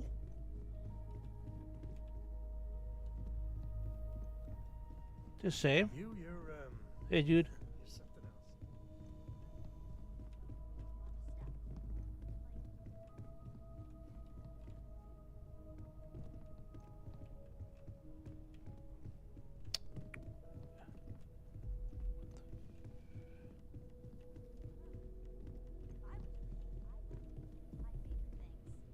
Okay, det er bare et badeværelse.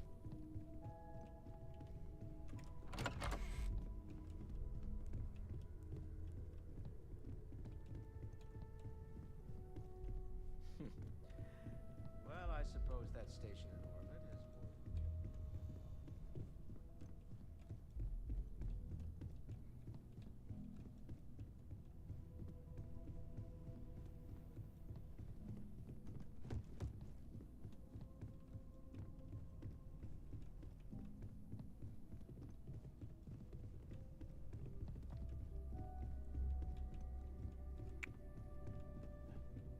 Hvad fanden er hun?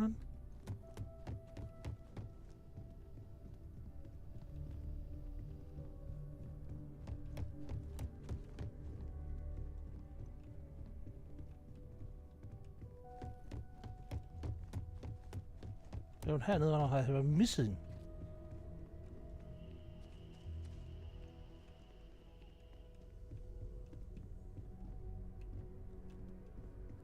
Hun er pist forsvundet. Jeg vil egentlig gerne altså så at udskiftet hende. Eller have hende ind på mit hold.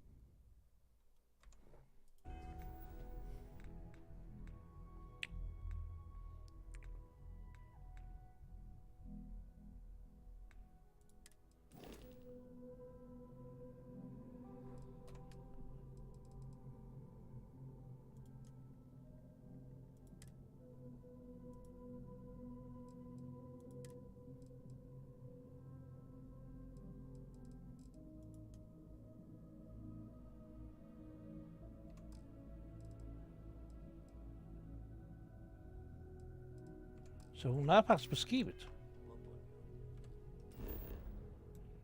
Okay.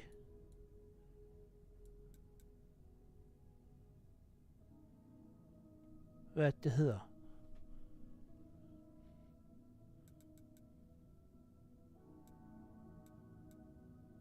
Jeg spiser bare den her, det er fint. Jeg har glemt at have signet hende til skibet.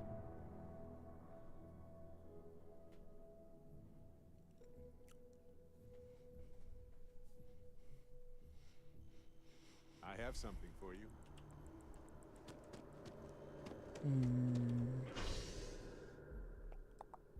Spaceport. Klokken, okay.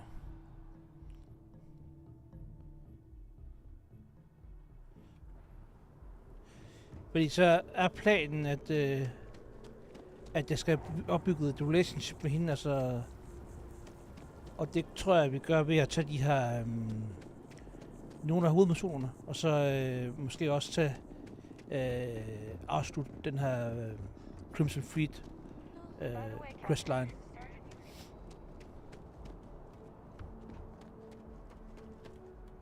I'm sorry. Heat beaches can Det har jeg aldrig set det her. what? Terramorphs. Giant carapace-encrusted tanks. Hence the new scanning protocols. On our watch, no heat leach enters this system. Shotgun! Shotgun.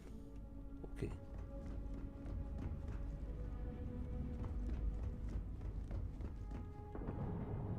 The Barrett.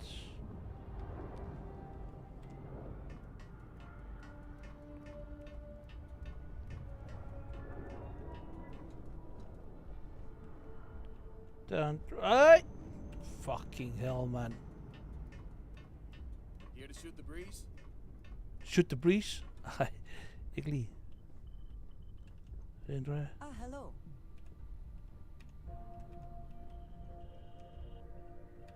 Never would I have imagined to encounter something like these Starborn.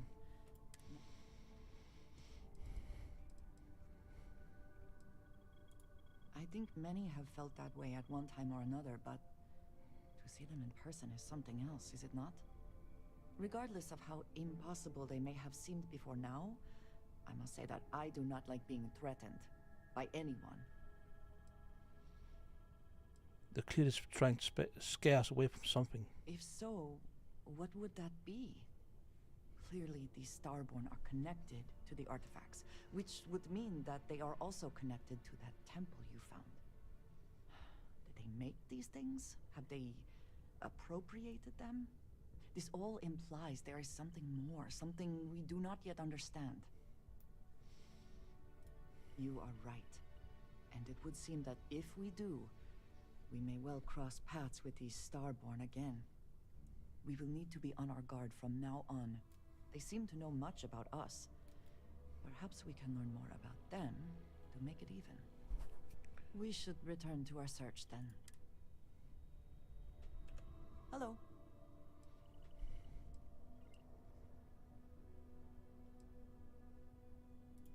Indeed I do.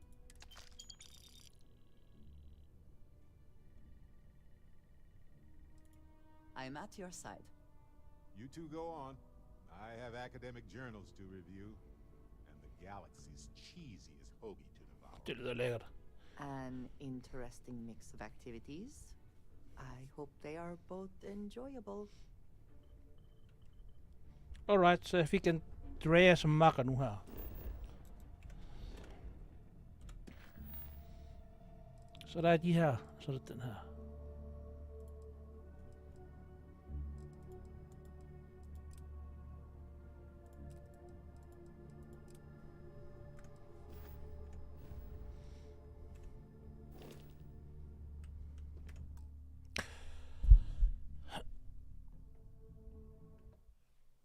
Alright guys, det var det for mig for denne omgang.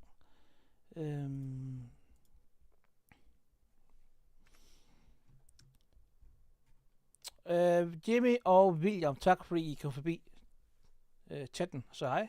Tak for dem, der kommer og så se med. Løkerne, som vi kalder dem, det er jeg også rigtig glad for. Og skal I være mere end velkommen til bare at gøre det.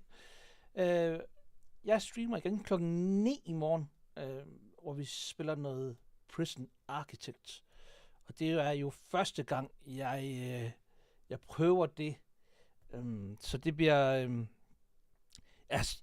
det er løgn. Jeg spillede det lidt, men det er 100 år siden, og en madpakke, jeg har spillet det. Så jeg tror, jeg har simpelthen glemt alt, hvad man skal.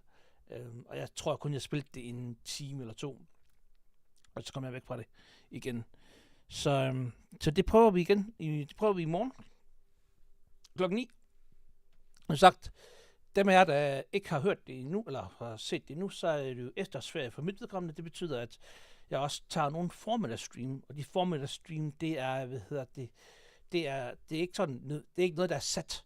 Så det Så I kan se for eksempel inde på min community-kanal, kan I se, Jimmy, tak fordi du kom forbi. Der kan I se, at jeg har sat eftermiddagsstreamen, der har jeg faktisk sat navn på, eller sat spil på, hvad det er for nogle ting, jeg vil streame der, men formiddagen, det bliver lidt mere chill. Det bliver lidt mere afslappet. Det kan også godt være, at vi bare, altså vi spiller også, men det kan også godt være, at vi lige tager en halv time, og vi for eksempel, det kunne være, at vi kunne se nogle trailer eller et andet til kommende spil, fordi det er jo også spændende at se, synes jeg. At se, hvad der kunne være interessant at kigge på, fordi der kommer jo nogle interessante spil her der kommer nogle interessante spil her i november-december måned, hvor vi godt kunne se, hvad der egentlig der kommer her. I forhold til hvad jeg har sagt, at jeg vil gerne færdiggøre både Cyberpunk 2077 og Starfield i oktober måned. Jeg vil i hvert fald gerne afslutte Starfield. Og der er, nu gør jeg lige sådan her. For dem af jer, der ikke ved det, så ender spillet jo karakteren, når du faktisk når til endgame, når du får afsluttet spillet, så ender det jo faktisk med, at du egentlig kommer ud til at være, de her powers, de her magiske kræfter, du får samlet, det gør faktisk, at du starter et nyt spil, når du er færdig, og så kan du så samle flere og flere af de her kræfter ind, og gøre dem faktisk også opgradere dem, er jeg ret sikker på, at du kan. Og der kan du køre igennem sådan et helt spil, altså lynhurtigt igennem hele historien, og så, start forfra igen, så er du New Game Plus igen, og så kan du bare smide opgradering, og de opgraderinger, du så har af de kræfter, det beholder du. Og det kommer vi ikke til at gøre. Måske en anden god gang. Når vi er færdige med hovedhistorien her, så afslutter vi spillet, kan man sige. Men jeg kommer helt klart tilbage til det her spil på det her tidspunkt. Om vi så starter helt forfra, eller vi starter på et gammelt safe game, det må vi se. November måned, der tænker jeg sådan set, at vi går i gang med My Time at Sandrock, som jeg har spillet på kanalen før. Den udkommer jo den 5. november, tror jeg, der kommer, hvor deres version 1.0, det kommer. Det fulde spil, det bliver smidt ud på gaden, og det kommer vi til at spille, og så kommer vi også til at spille Days Gone. Days Gone vil jeg altså gerne, som jeg har sagt før, for dem af jer, der er fuldt med på streamen, så vil jeg virkelig gerne starte det en lørdag, hvor jeg spiller en 6-7 timer. Fordi den start i det spil tager virkelig lang tid. Det tager virkelig lang tid om at komme i gang. Og det kan virkelig træt, og det er derfor, jeg egentlig gerne vil sige, når at vi kommer i gang med at få gjort den der intro, der er færdig på en stream, forhåbentlig. Og så råbte spillet så op til at være det spil, som det er.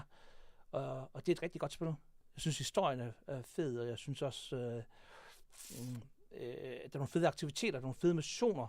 Det er sikkert open world, selvfølgelig. Så det er også der er en masse open world aktiviteter, som er kendt i alle andre open world spil. Men så er det, og det er et fedt spil, som sagt. Så jeg håber, at det får vi taget hul på i november. Så det er de 2 spil, jeg ligesom min main-spil i november. Så og så kommer december også. Det bliver en spændende tid, fordi der kommer er det nu skal jeg lige se.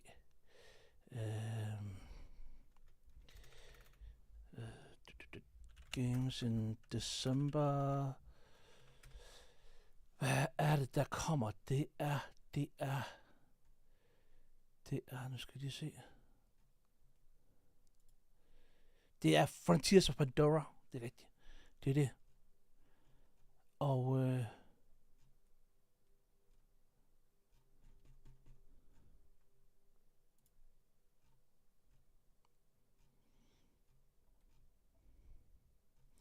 Og det er endnu et Ubisoft-spil. Og det er også derfor, jeg ligesom... Jeg siger ikke... Jeg vil ikke lægge... Hvad hedder det... Jeg vil ikke lægge ud med at sige, at det kommer jeg til at spille på ingen måde. Fordi det er sådan et spil, jeg lige venter med det er sådan et spil, jeg lige venter med at, venter med at sige noget om, før jeg ligesom har, før jeg har læst anmeldelserne af det, fra forskellige. December den 7. udkommer det, Frontiers of Pandora. Og det venter jeg lige med at sige noget omkring, hvad der... om jeg kommer til at spille det. Fordi det kan bare være det samme Ubisoft som spil, som det bliver udgivet både i hvad hedder det, Assassin's Creed og hvad hedder det, og i hvad hedder det andet. Det har jeg også glemt. Det er lige meget. Ubisoft, de laver mange gange spil, der er scoret over den samme kamp, over den samme ting. Så det er sådan det. Så det venter vi lige med at sige, om det er det, vi skal. Jeg synes bare Avatar-universet er spændende. Så det kunne være lidt fedt at spille i det. Men hvis det er så meget Ubisoft-jank, som det plejer at være i mange af deres andre spil, så kommer vi ikke til at gøre det. Eller så kommer jeg i hvert fald til at vente med at købe spillet, før det kommer på tilbud. Så